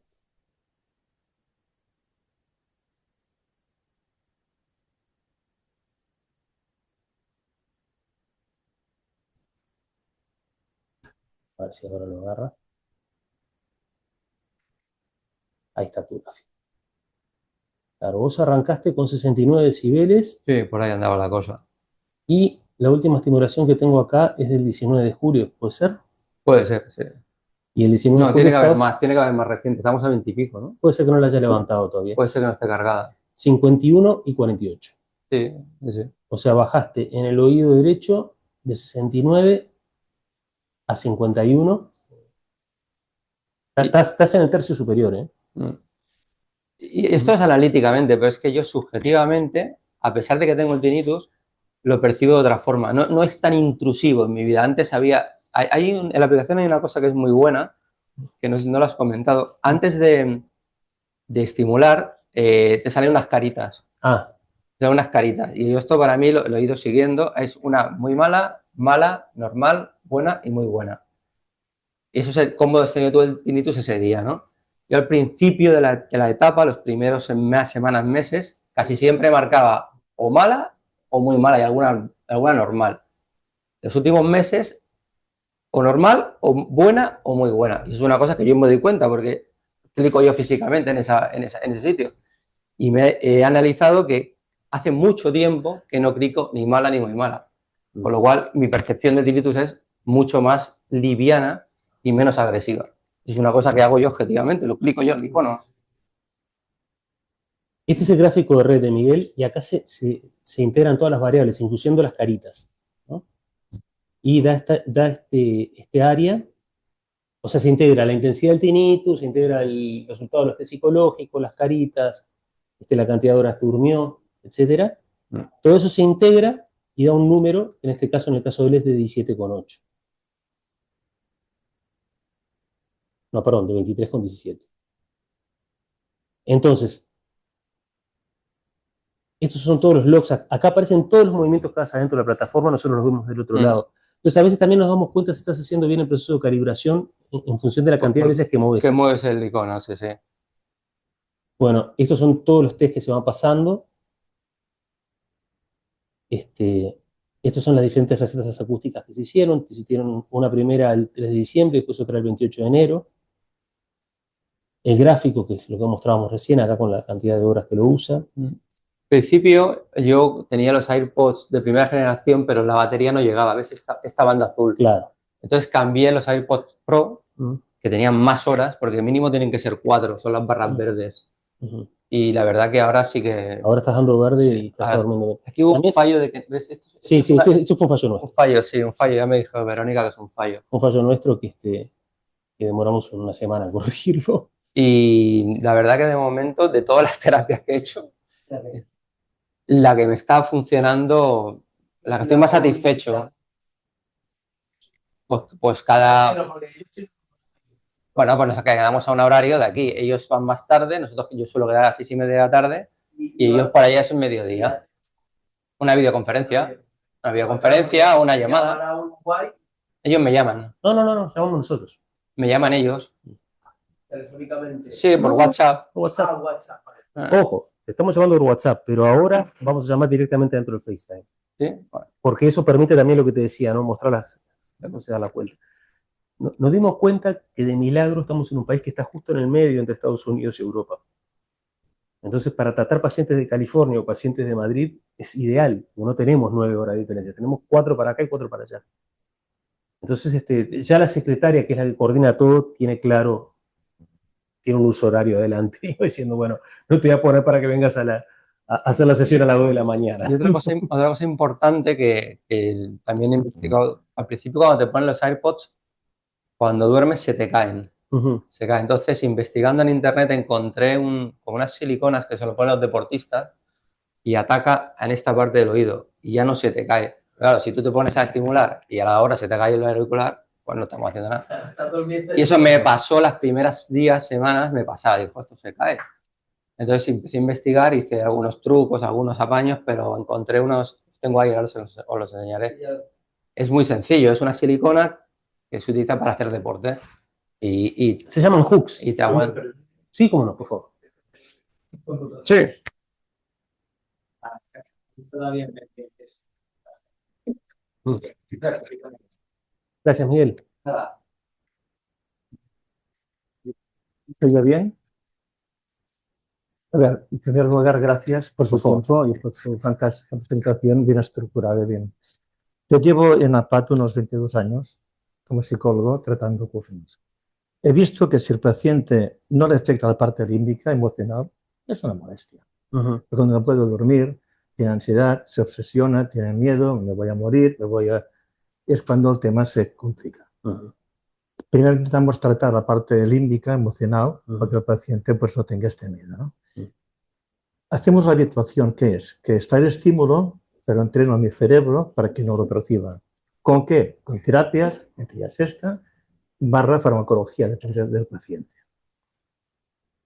¿Se quita? No. Ha habido casos que sí, pero conseguimos que el paciente no lo perciba en su consciente. Y cuando lo perciba, puede cambiar el foco de atención fácilmente. A ver, lo que usted aquí ha expuesto, hay varias cosas que no hay tiempo ahora, ni es el foro adecuado para hablar, ¿no? Si usted quiere, lo comentamos un día en la distancia. Pero, por ejemplo, si usted no quiere tener atención al acúfeno y cada noche se ponen los aparatos, está recordando que tiene un acúfeno, ¿no? Porque es elemental, hay que intentar que el paciente se olvide del acúfeno. Si busca usted un ruido parecido al acúfeno, coño, ya tiene usted el suyo propio, no hace falta buscar otro parecido.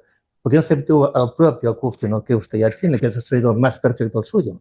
Son las dos preguntas que iba a hacer, ¿eh? Son buenísimas las tres preguntas. Son preguntas aparte que me hacen muy habitualmente, sobre todo en Estados Unidos, últimamente.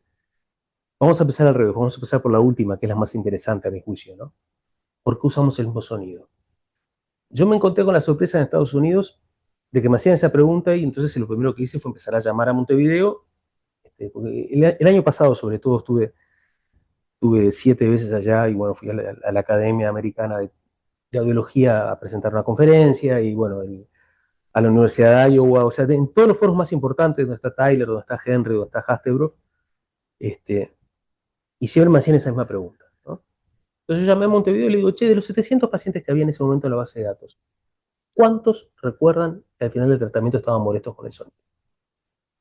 Entonces fue a partir de ahí que Verónica inició este año una tesis, que era lo que les quería mostrar ahora, la está defendiendo Mariana el jueves donde demostró que el uso de la receta acústica individualizada, reproduciendo las señales de tinnitus, al inicio generaba una reacción aversiva en un 5% de los pacientes. En un 25% generaba un efecto tranquilizador y en un 70% un efecto neutro. Pero al final del tratamiento, ¿tá? El 5% con aversiva pasaba a efecto neutro o tranquilizador. O sea, todos los índices iban subiendo a medida que se avanza en el tratamiento, que bueno, más o menos lo que relataste vos, Miguel, ¿no? Entonces, claro, Verónica tuvo como la intuición de decir en un momento, está todo el mundo hablando de terapias cognitivo-conductuales, ¿no? Las terapias cognitivo-conductuales lo que hacen es exponer en un contexto terapéutico controlado al paciente al factor estresor, ¿no? Por ejemplo, yo tengo miedo de subirme al ascensor, entonces obviamente no te voy a tirar dentro del ascensor y arreglate, no. Te voy a empezar a hacer todo un trabajo para que el factor estresor tuyo, que es el ascensor, deje de serlo, o el miedo a volar, entonces te voy a subir un simulador primero y vas a... Hay que sensibilizar. Desensibilizar, exactamente, que es lo mismo que habituación prácticamente. Lo que pasa es que la palabra habituación notamos nosotros que tiene una connotación negativa, por lo menos en el castellano del Río de la Plata. Depende de la semántica también, ¿eh? Claro, pero la gente lo escucha y dice, que me tengo que habituar, ¿no? O sea, no hay nada para hacer, no. Entonces nosotros por eso usamos sistemáticamente la palabra desensibilización, pero es verdad que en Estados Unidos se usa más la palabra habituation, ¿no? Aunque también se usa desensitization, que es bastante más difícil de decirla.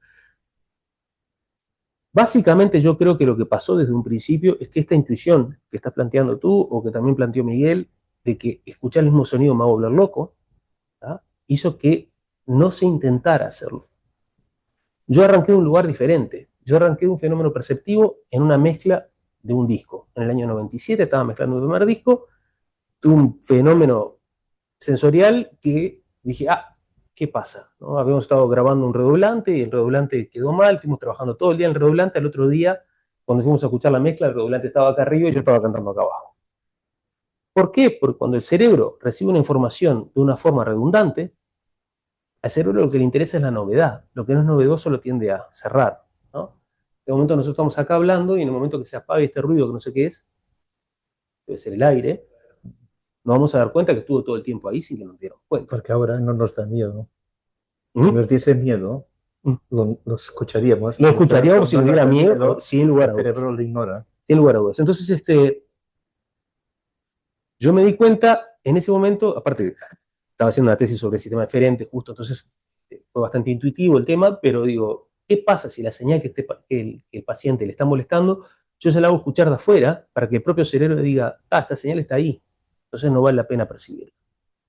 ¿Tá? Como arranqué de un lugar diferente, no tuve el miedo al inicio de hacerlo, ¿no? Por otro lado, tenía la suerte de estar en Montevideo con no menos de 200 cobayos humanos voluntarios, que eran todos mis colegas músicos, que venían directamente a decirme, che, tengo este problema que se puede hacer, y probamos. Eso prácticamente abarcó los primeros 5 años del proyecto, que fue también donde desarrollamos el sistema para reproducir el tinnitus del paciente, ¿no? Entonces, la primera pregunta es, si estamos haciendo terapias cognitivo-conductuales, ¿no será más eficiente usar el propio factor estresor? ¿No? Esa es la pregunta de Vero y es lo que estamos tratando de mostrar en esa tesis. Afrontarse a él mismo directamente. De una manera parecido. De una manera muy controlada, ¿no? Con una intensidad muy controlada, muy bien calibrada, irte llevando en el proceso. La segunda parte de la pregunta que hiciste, que era también muy interesante, tenía que ver con si yo escucho el sonido, ¿no? Le voy a prestar más atención.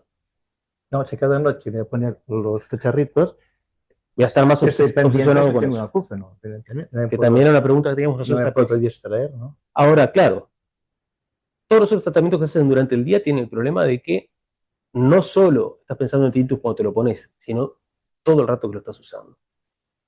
¿Ah? Y aparte te está interfiriendo con tu trabajo diario. Entonces, suponete que vos te lo pones a las 6 de la tarde y durante la hora o 2 horas que lo estás usando, estás con eso ahí y vos estás consciente que lo estás usando. O sea que en esos casos es más grave todavía. Pero ¿qué pasa? Para nuestra sorpresa, cuando los pacientes se ponen en el aparato, en el momento que se lo ponen antes de dormir, cuando ya están acostumbrados al sonido, eso los relaja y los ayuda a conciliar el sueño, que es lo que demostramos en la tesis, ¿no? Que mejora el insomnio de conciliación y el de mantenimiento, los dos. El de mantenimiento también tiene que ver con lo que había preguntado, creo que fue el señor, o alguien preguntó por la próstata, ¿no? Que uno se levanta a la mitad de la noche. Muchas veces pasa, y nos pasa a los adultos sobre todo, que nos despertamos en la mitad de la noche, ¿no? Entonces el conciliar nuevamente el sueño, ¿no? O despertarte a la mitad de la noche y que aparezca ese en medio del silencio, ¿no? Es terrible. Lo que nosotros empezamos a notar, y sobre todo lo notó Verónica, es que usar el mismo sonido ya de por sí es un factor de desensibilización, que el hecho de escuchar que el sonido viene de afuera y no de adentro alivia mucho al paciente, porque no tengo esta maldad acá adentro, no, es algo que está viendo de afuera. El hecho de entender que va moviéndose y empezar a asociar con qué se mueve la intensidad es un factor de lo que se llama en inglés psychological reinforcement, muy potente, ¿no? Y otra cosa muy importante, a veces vienen los pacientes y nos dicen, che, yo estoy igual, hace 6 meses que estoy tratando, me estoy igual. Entonces abrimos el gráfico y dice, mira, vos arrancaste en 68, ahora estás en 51. ¿Ah? Yo te voy a poner el sonido en 51 y ahora te voy a poner en 68. Y cuando escuchan la diferencia, claro, es muy difícil. Si yo te pincho la pierna y te hago venir dentro de 6 meses y te digo, este pinchazo fue igual al que te di hace 6 meses. ¿Quién se acuerda de eso? Es imposible, ¿no? En cambio, si vos tenés un método objetivo, porque no es objetivo, estás usando la respuesta del paciente, pero dentro de las subjetividades es bastante preciso. ¿Ah? Por decir al paciente, mira, vos hace 6 meses estabas acá, ahora estás acá. ¿No? Y eso como psychological reinforcement, o sea, para quien trata de tinnitus, a ver, yo venía tratando tinnitus 20 años antes de empezar con este sistema, ¿no? Y muchas veces lo que te pasa es que te sentís como dentro de una cueva sin linterna. No tenés de dónde agarrarte. Es que yo creo que más que la intensidad, en unos límites, es la parte emocional. Sin lugar a dudas. Tengo una paciente que yo con unos grillos, tengo una estrategia, hago así con las uñas, claro, porque las uñas es más fuerte que su ruido, pero sabe que cuando quiere las puede quitar. El acúfeno no. Y está imposible de quitar lo que me da emocionalmente el problema. Porque si haciendo así con las uñas, que es más fuerte, duerme, quiere decir que no es en sí la intensidad, sino la parte emocional afectada por el acúfeno. Exacto, exacto. Por eso, a ver, yo los primeros 10 años de este proyecto, prácticamente hasta el año 2008, 2009, estaba muy enfocado solo en la parte de estimulación acústica. ¿Por qué? Porque yo soy músico, aparte de ser médico, entonces para mí todo lo que tiene que ver con el sonido... Es su hermano, ¿no? ¿Qué hizo? ¿El Oscar o fue usted? Mi hermano ganó el Oscar, Jorge. Jorge, sí, Jorge ganó el Oscar, pero bueno, a ver, somos 4 hermanos, los 4 somos músicos, y Jorge también es médico. Nosotros durante mucho tiempo trabajábamos juntos. Y a partir del 2009, 2010, sobre todo Verónica fue la que empezó a decirme, hay que integrar las dos cosas, hay que integrar las dos áreas. O sea, muchas veces cuando vas a los congresos de tinnitus, ves que hay como dos bandas. Una banda que habla de toda la parte psicológica y otra banda que habla de la parte que tiene que ver con el sonido, ¿no?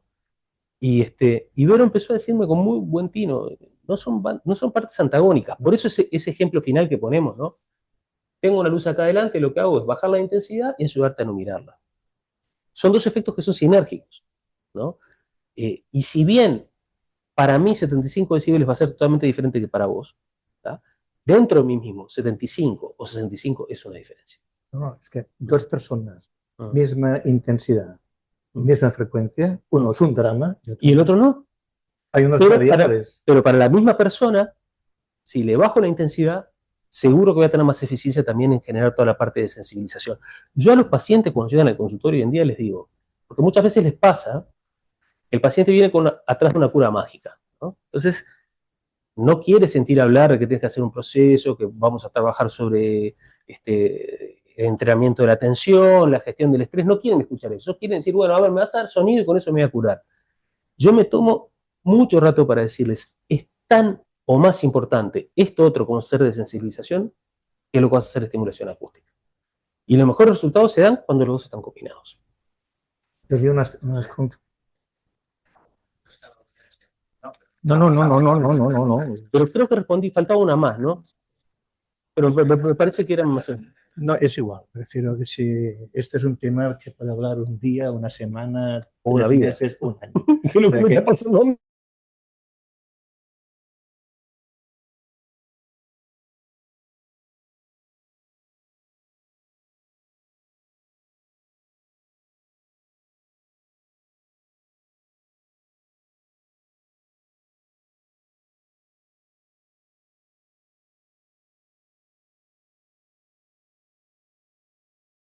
Evo, como estaba,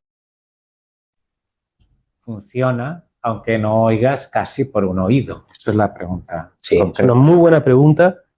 Yo no sé cuál es la etiología de lo que le pasó a este paciente. Muchas veces son sorderas súbitas, sí, ¿no? Que cuando caen más de 3 frecuencias adyacentes, más de 30 decibeles en un solo evento. En esos casos es dificilísimo tratar. ¿Tá? Lo primero que yo haría con este paciente es equipar el oído izquierdo, sin lugar a dudas. Si no se obtiene beneficio de equipación con audioprótesis en el oído izquierdo, plantearía la posibilidad de un implante coclear. Yeah. A veces ninguna de las dos posibilidades son viables. En esos casos lo que hacemos es una terapia de rescate estimulando del lado derecho. Estimulando el lado que oye bien. Claro, ¿por qué? Porque la vía auditiva es una vía auditiva que ya a nivel de los núcleos oligococleares hay cruce de información de un lado para el otro. Y hay varios niveles para arriba del colículo inferior, en los geniculados talámicos, o sea, en varios niveles hay cruce de información de un lado para el otro.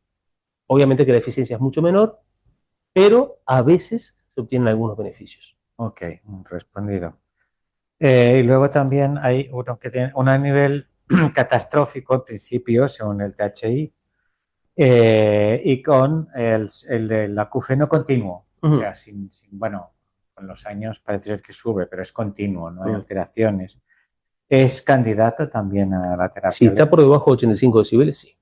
Y muchas veces los pacientes que tienen scores más altos de THI al inicio son con los que notamos mejores resultados. A ver, comparativamente, ¿no? Porque si un paciente está en 85 y lo logramos bajar a 30, te cambiaste la vida, ¿no? A veces los pacientes te vienen con un score de 22 y bueno, mejoró un montón, pero el paciente siente, bueno, sí, mejoré. Pero un paciente que está en 85, o sea, lo que marca la diferencia no es el score del test psicológico, es la intensidad del tinnitus para el uso de esta terapia. Ok. Después la típica pregunta, ¿cómo dormir con auriculares? Ya se ha hablado de esto. Preguntan si son grandes o pequeños. Los auriculares, Sí. los auriculares que en este momento estamos usando, ¿los ves ahí? Te voy a mostrarlos. Sí. Sí. Exactamente esto. Además llevan ya los Hook. Que se vea la cámara, ¿no? Ujú. Claro, le pusiste estos. Esto es lo que nosotros llamamos el hook, ¿no? Que hay algunos especiales para los AirPods. ¿Estos cuáles son? ¿Los Pro 1 o los Pro 2? Los Pro 2. Bueno, igual son iguales de tamaño, Sí. ¿no? Está bueno porque deja que los sensores igual sigan funcionando y esto va enganchado acá en lo que se llama el anti-helix. Este huequito acá. Sin ese Hook se caen seguro, ¿eh? Bueno, depende del oído. Porque En mi caso, en tu sí, caso claro. sí, porque si el conducto, nosotros los conductos los catalogamos de 1 a 4 en calibre, ¿no? Yo no me acuerdo cuál era tu calibre, pero miro desde acá te lo digo. Sí, vos tenés un calibre 2, por lo menos. Y claro, estos tienen la ventaja de que son Bluetooth, Sí, claro. pero tienen la desventaja de que al tener el transmisor de Bluetooth adentro son más grandes. Están los de cable, ¿no? Que muchos pacientes andan mejor con los de cable. Sí, pero el cable, si te mueves. Sí, pero eso llevamos 20 años. Soy de mucho moderno. Sí. Te acostumbrarías igual. Pero si te acostumbraste a esto con el hook, mejor. Sí, sí. Parte de lo que hacemos en la etapa de adaptación, en ese mes y medio, 2 meses, 3 meses, es justamente solucionar estos problemas. ¿Cuál es la mejor estrategia? Hay pacientes que se compran estas almohadas Llevan un hueco. que tienen un hueco en el medio, que se usan para las céstaras, ¿no? Entonces pones el oído ahí, entonces ahí no se aprieta. Y al principio también es verdad que al hacer presión... Cambia el volumen también y sí, todo. es un poco incómodo, pero también te adaptas, ¿eh? Nosotros desde el año 2011 al 2019 mandábamos a hacer un molde en silicona y montábamos los auriculares adentro, ¿no? Yo sueño con volver a esa situación. Pero eso tiene un montón de problemas logísticos y aparte es carísimo. Entonces, claro, el paciente al final viene y te decía, che, estoy pagando $400 para hacerme esto y me compro un par de AirPods que son increíbles por 200. Entonces, bueno, yo calculo que en los próximos años nos vamos a asociar con alguna marca grande, de repente hasta con la propia Apple, y diseñar auriculares para dormir, ¿no? Que ya vengan con eso, por ejemplo, ¿no? Con esa forma. Es bastante económico. Sí. No. Vale, 130 euros. Lo que pasa es que están apareciendo unas fronteras maravillosas. Hay unos escáneres que te los pasas así por la oreja y lo mandas a una casa de auriculares in-ears, que son para músicos, ¿no? Y te hacen el auricular con la forma de tu conducto. Entonces yo calculo que algún día vamos a poder. Pero eso también tiene problemas con la FDA, porque tiene que ser una tecnología que, bueno, en los próximos años, quién sabe. Porque aparte a mí me gusta la idea de tener sensores. Para poder medir ondas cerebrales, para poder medir oximetría, para poder medir presión arterial, empezar a cruzar variables. Todo eso. Sí. Aquí hablan del qué diferencia hay entre lo del CSIC y el tratamiento LEVO. Bueno, Ha quedado muy claro. el tipo de sonido, yo estuve leyendo y no está muy claro qué tipo de sonido usan. Dicen que es un sonido adaptado a la audiometría del paciente. Exacto. Pero bueno, primero que el uso es durante el día, es de 1 hora, y la terapia de counseling está separada. Acá está todo integrado dentro del mismo sistema. Okay. Y insisto, yo creo que el factor más importante de cambio acá no es solo el tipo de sonido que se da durante el sueño, es el sistema de monitoreo que apuntamos atrás. ¿Diferencia entre LEVO y TRT? Bueno, en realidad TRT está bastante, o sea, nosotros nos hemos basado mucho en el TRT para toda la parte de counseling, ¿no? de sensibilización. Si mi sonido es variable, ¿cómo se puede aplicar la terapia LEVO? Pues se aplica. O sea, Nosotros no tenemos hasta 5 sesiones de cambio de terapia que están incluidas dentro del tratamiento. Si hay que hacer más, igual no son costosas las sesiones de ya cambio. está respondido. Por lo general en 2 o 3 sesiones, es raro que demoremos más de 2 o 3 veces en llegar al sonido definitivo. Ya se ha respondido, que implica que la terapia se aplique durante el sueño. Esto ya se ha Solo hablamos ya. ¿El tratamiento ha mejorado la hiperacusia en las personas que la padecen? Sí. Esta es otra pregunta importante. Sí, ese es el motivo de la próxima tesis que vamos a hacer. Vamos a hacer 2 tesis más ahora. Una sobre la relación entre la inhibición residual y los resultados, que sabemos que los pacientes que tienen inhibición residual al principio tienen mejores resultados. Y la otra relación entre la hiperacusia y los resultados. Son patologías que van de la mano, son patologías por hiperactividad del sistema auditivo, tanto la hiperacusia como la ergiacusia, como la misofonia y el tinnitus. Y lo que hemos notado Claro que obviamente una cosa es notarlo y otra cosa es demostrarlo científicamente, que ahí hay que hacer estadística y todo lo demás, es que cuando mejora el tinnitus, mejora la hiperacusia. Ok, aquí hay un pequeño discurso. Quienes hemos intentado otras terapias sonoras y nos han generado efecto rebote, poniéndonos mucho peor, ¿qué podemos esperar del Evo? Yo, por ejemplo, Susana, no tolero el ruido blanco y he intentado varias terapias sonoras, incluida la terapia sonora que desarrolla el CSIC o combinado con electricidad en la lengua lenire, que me puso mucho peor. Afortunadamente, en cuanto dejo estas terapias, vuelvo a mi nivel de tinnitus severo habitual. Bueno, ahí insisto nuevamente en la importancia de montar un sistema de monitoreo a largo plazo. Y parece fácil decirlo, pero montar un sistema de monitoreo a largo plazo a nosotros nos costó años hasta que entendimos cómo tenía que funcionar. Y el paciente que empieza el tratamiento y tiene ese susto porque se le va para arriba el tinnitus, si vos lo tenés contenido con un psicólogo y una psicomotricista y una fonoaudióloga y alguien que lo está siguiendo al lado, podés llevarlo, y muchas veces ese tipo de salidas hacia arriba, se lo digo a esta paciente en particular, esos corrimientos hacia arriba de la intensidad son de buen pronóstico en relación al resultado al final. Bueno, y por último, entró un mensaje, que es un poco que yo no acabo de, lo voy a leer muy rápido. Soy guitarrista y cantante. Hace 7 años dejé de tocar con bandas con batería, bajo, etcétera, ya que aunque utilizaba moldes a medida de silicona, con reductores de decibelios, menos 9 decibelios o 15, según el estilo de música, me protegía utilizándolos contra el avance de mi hipoacusia, pero no evitaba el tinnitus después de la actuación. Usted habla de que con la terapia Levo se puede alcanzar hasta una disminución del 80% del volumen del tinnitus. ¿Sería posible entonces tocar con banda, con protección, y notar el descenso del volumen del tinnitus después del concierto, una vez realizado el tratamiento? A veces tocando en casa, incluso con 2 vatios, hace que me suba el volumen del tinnitus, y otras veces tocando a más potencia no me sube el volumen del tinnitus. Lo he leído todo porque yo no acabo No, está bien, yo lo entiendo porque es conocer una pregunta bien muy frecuente de los músicos. Primera cosa importante, a los músicos yo les mando atenuadores de 27 decibeles y no de 15 o 9. 9 es atenuación leve, 15 es atenuación intermedia, 27 es lo que usamos para ensayos en vivo. Aún así, no alcanza con usar protectores. Hay que diseñar estrategias en el cual eso es muy difícil, lo digo por experiencia propia. Convencer a un baterista de que toque más suave es muy difícil. Muchas veces lo que tenés que hacer es cambiar de músico.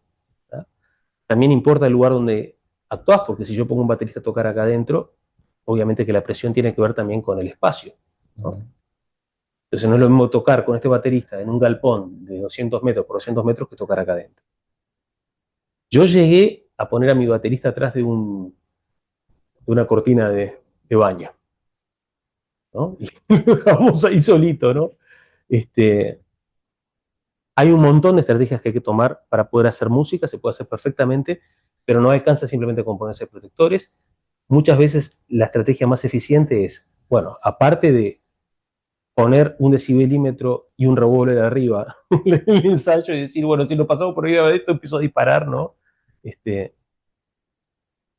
Ahora lo digo en serio, ¿no? Yo hice mi tesis midiendo 5 bandas en Montevideo.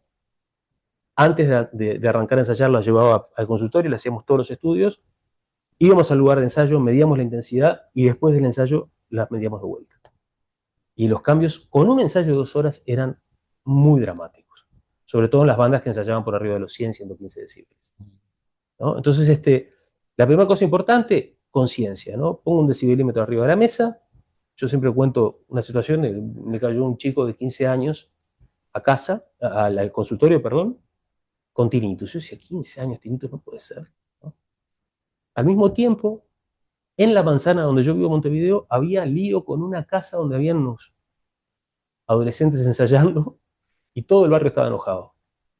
Entonces le digo, ¿y vos dónde vivís? Y vivía en mi casa, efectivamente vivía a 3 casas de la mía. Entonces lo que hice, al otro día toqué timbre, le dije, hola, soy el médico, y entré con el decibelímetro. Estaban ensayando con picos de 118 decibeles, ¿no? Eso es daño instantáneo. En un cuartito de este tamaño, que aparte se abrían la ventana, los vecinos los empezaban a tirar piedras para adentro. Entonces, claro, es muy difícil hablar con un adolescente. Entonces yo lo único que hice es, le dije, miren, este es mi decibelímetro, se los dejo prestado. Chau, me fui. Y a las 2 semanas bajaron, porque lo vieron, ¿no? Entonces, lo primero, bajar el volumen al que estás ensayando, ¿tá? Y después desarrollar estrategias que tienen que ver con protectores auditivos, estrategias que tienen que ver con usar de repente monitoreo in-ear, calibrado también. Entonces, la cantidad de presión que tenés en los oídos es menor y vos puedes regularla, pero tiene que estar calibrado porque es un arma de doble filo, sí. Ok, y ha llegado ahora ya lo último. Preguntan, ¿se puede usar con aparato para la apnea de sueño? Sí. No hay problema. Sí, de hecho, la primera vez que le planteé a mi profesor que yo estaba haciendo esto, yo al principio lo hacía durante el día. El paciente venía en el consultorio y le ponía los auriculares. Y me dijo, hay que hacerlo durante el sueño, me dijo. Mi profesor era especialista en medicina del sueño, el profesor Ricardo Beluti. Y lo primero y yo le dije, ¿pero ¿y van a poder dormir con esto? Me dice, te voy a invitar para que vengas a ver un paciente con apnea, que duerme con un CPAP, vas a ver que se van a dormir. Y de hecho tenemos varios pacientes que usan CPAP y usan el aparato. De hecho, los pacientes que usan CPAP se adaptan más fácil. Ya pasaron por el CPAP. Entonces, adaptarse al... ¿Alguien desea preguntar algo? Una cosa. Espera.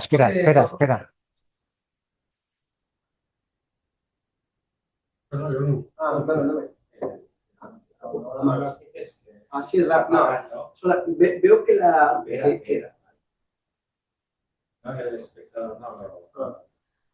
No, que de todo lo que se ha salido y tal, creo que innovaciones actuales he visto poco, porque he visto a 2015, 2016, y con todo el avance que está habiendo en tecnología, internet y tal, en este tema he visto que había poca cosa de premio, ¿sabes? 2015 he visto cosas, 2016, pero ya, por ejemplo, 2022, 2023, 2024, no he visto, no sé si con el avance que ha habido en la tecnología, en el avance de ahí, no he visto... Lo decís por las publicaciones. Publicaciones y, como decir, pues han hecho estas cosas, tal, pero no he visto que el avance del 2017 y 2018 haya salido hasta el 2025, como que si fuera un tiempo que no se ha ganado o ha sido un tiempo que se ha ido mejorando, porque bueno, estaba el Evo 1 hasta el Evo 2. Había ahí también un cambio, ¿no? Claro, no, en realidad es al revés, un poco porque acá está puesta solo una de las tesis. Nosotros ahora ya tenemos 2 tesis hechas y este año estamos haciendo 2 más. La primera tesis es del 2023, la segunda del 2024 y las 2 que estamos haciendo ahora son de 2025. ¿Tá? Es verdad que esas tesis hay que llevarlas después a publicación científica, ¿tá? Pero estamos en ese proceso. Lo que pasó ahí en el medio fue la pandemia. Durante la pandemia quedamos aislados y durante la pandemia centramos todo el esfuerzo, más que en la publicación científica, en hacer el cambio de paradigma. Porque es muy diferente tener un sistema que trabaja in situ, como se lo hace al paciente, el paciente lo usa, tiene que volver al consultorio para bajar la información, que era el Evo Generación 1, a un paciente que te permite trabajar por vía remota, a un sistema, perdón, que te permite trabajar por vía remota. Nosotros le hemos llegado a diseñar sonido a pacientes que están en Tashkent, desde Montevideo, sabiendo que el mismo volumen que estamos viendo en Montevideo es el que hay del otro lado. Eso nos llevó mucho tiempo, ¿tá? Pero ahora, en este momento, estamos pasando la FDA en Estados Unidos con la generación 2, ¿no? Y lo otro que es la barrera, obviamente estamos metiendo inteligencia artificial adentro del sistema y ahí se vienen cambios fuertes en los próximos 2 o 3 años.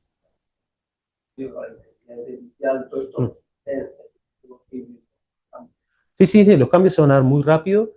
Ahora, la integración de la forma en que esto está integrado, este es el primer sistema, porque vos vas a ver que inclusive hoy en día la ENAIR, por ejemplo, vende un aparato, ¿tá? Y creo que te da 3 sesiones de monitoreo, ¿no? En el año, o 4. 3 o 4 nada más. Que aparte son sesiones muy pobres, porque cuando vos llegás, no tenés muchas cosas para hacer con el paciente. Más que preguntarle cómo te está yendo, no tenés índices que te devuelvan información, no tenés gráficos que te van diciendo cómo va evolucionando, no tenés forma de cruzar información entre lo que pasa en el aspecto psicológico y lo que pasa en la intensidad de tinnitus. Bueno, todo eso lo estamos integrando acá, ¿tá? Y ahora sí hay una etapa de publicar duro porque tenemos información sobre. La última vez. El coste de este tratamiento, habían dicho que eran sobre $1.500. En Latinoamérica. En Estados Unidos son 2.000 y algo, 2.700. Como no estamos todavía lanzándolo oficialmente en España, estamos haciendo el mismo que en Latinoamérica. Sí. ¿Pero eso entraría todo o luego hay cosas aparte que hay que añadir? No sé qué, o entra en ese... Eso no incluye el dispositivo, que es el iPhone del paciente, ¿tá? Si el paciente no tiene iPhone, se le dice que se compre uno económico, se consigue por $100, porque en realidad no importa que sea la última versión del iPhone, tiene que tener solo la posibilidad de correr con el iOS 16 o más. Pero los sistemas de generación de sonido del iPhone son los mismos que venían desde el iPod viejo, desde el Shuffle. ¿Por qué? Porque Steve Jobs estaba loco con el sonido y le gustaba que el sonido sea estable. Lo intentamos hacer en Android y Android no es estable. Por eso que estamos trabajando solo con iPhone. O sea, hicimos eso es otra de las razones por la que responde a lo que me preguntaste antes. Lo primero que hicimos en el 2020 fue hacer un sistema que corría tanto en iPhone como en Android. Estuvimos 2 años con ese sistema hasta que dijimos, esto hay que bajarlo porque era una ola, un tsunami de problemas. Y nos volvimos a entrar en el 2022 de vuelta solo en iPhone, porque es estable. ¿Ah? Me da más calidad. Los auriculares también son los del iPhone, valen desde 30 a 40 dólares los que son con cable, a bueno, los AirPods que valen 200, 250 segundos. Y eso, por ejemplo, va por partes, ¿no? Por ejemplo, $1.500, no, por ejemplo, habla con nosotros, oye, una parte se paga en esta parte que te hago, luego en la otra parte, o van de pagar todo de golpe, sin acabar el tratamiento. Yo no sé cómo lo pagaste vos. Yo te puedo ver el caso, primero, una primera consulta, se paga aparte. Ah, sí, es una primera consulta de evaluación, que es una consulta otorrinolaringológica común. 180 más o menos, la paridad, pues, ay, sí, perdón. Sí, yo ya estoy, en mi caso concretamente, que es para traducirlo aquí a Europa, hubo una primera consulta con usted, con la enfermera, y eso fueron $180 aproximadamente, que a euros era más o menos lo mismo. Y luego el tratamiento sí que es, se da todo de una, y a partir de ahí todo dura un año con todas las consultas, el seguimiento, entonces se pagan los 1.500 que Sí, en realidad lo que hicimos fue hacer un paquete que permitiera, porque claro, en Estados Unidos directamente no se puede hacer. Porque en Estados Unidos, si vos vas a pagar una hora de un psicólogo, una hora de un psicomotricista, de una fonoaudióloga, a 12 sesiones, eso se te va a $8.000, $9.000 fácil, ¿no? Porque son muy caras las horas. Por eso que el sistema que estamos montando ahora es dar ese servicio desde Montevideo para afuera. ¿Tá? Lo que hicimos fue armar un paquete, ¿tá? Y lograr disminuir los precios, porque imagínate que si es difícil pagar algo así en España, imagínatelo en Latinoamérica. En este momento el PIB per cápita de España está en $34.000, $35.000. Uruguay es el único país de Latinoamérica que está por arriba de los 20.000, está en 23. En Brasil están directamente en 9. Entonces, claro, ahí ya, viste, tuvimos que hacer como un paquete muy apretado para que pudiera funcionar allí. Lo que hacemos en Uruguay, que creo que no lo pudiste hacer porque ahí necesitarías una tarjeta local, es que los pacientes pasan la tarjeta y se les cobran 12 meses, pero nosotros recibimos la plata toda junta. El primer pago de la consulta previa para ver si eres apto o no apto, y a partir de ahí, cuando ya me decidí, pues hice un pago de referencia de $1.500 más o menos, y empezamos a hacer también, y ya no he hecho ningún poco más. Y esto durará pues hasta que acabe. Y vamos haciendo cada mes, mes y medio, depende, vamos agendando una visita. Sí, ahora ya entraste en la etapa más espaciada, ¿no? Sí, porque al principio te estábamos bastante más arriba. Cada mes, mes y medio, vamos a salvo que el sistema nos marque que está evolucionando mal. Que tiene un índice de evolución alto, entonces sabemos que viene bien. Pero si de repente el sistema empieza a dar que el índice de evolución está en 5, eso nos prende la alarma y ahí entramos. Bueno, pues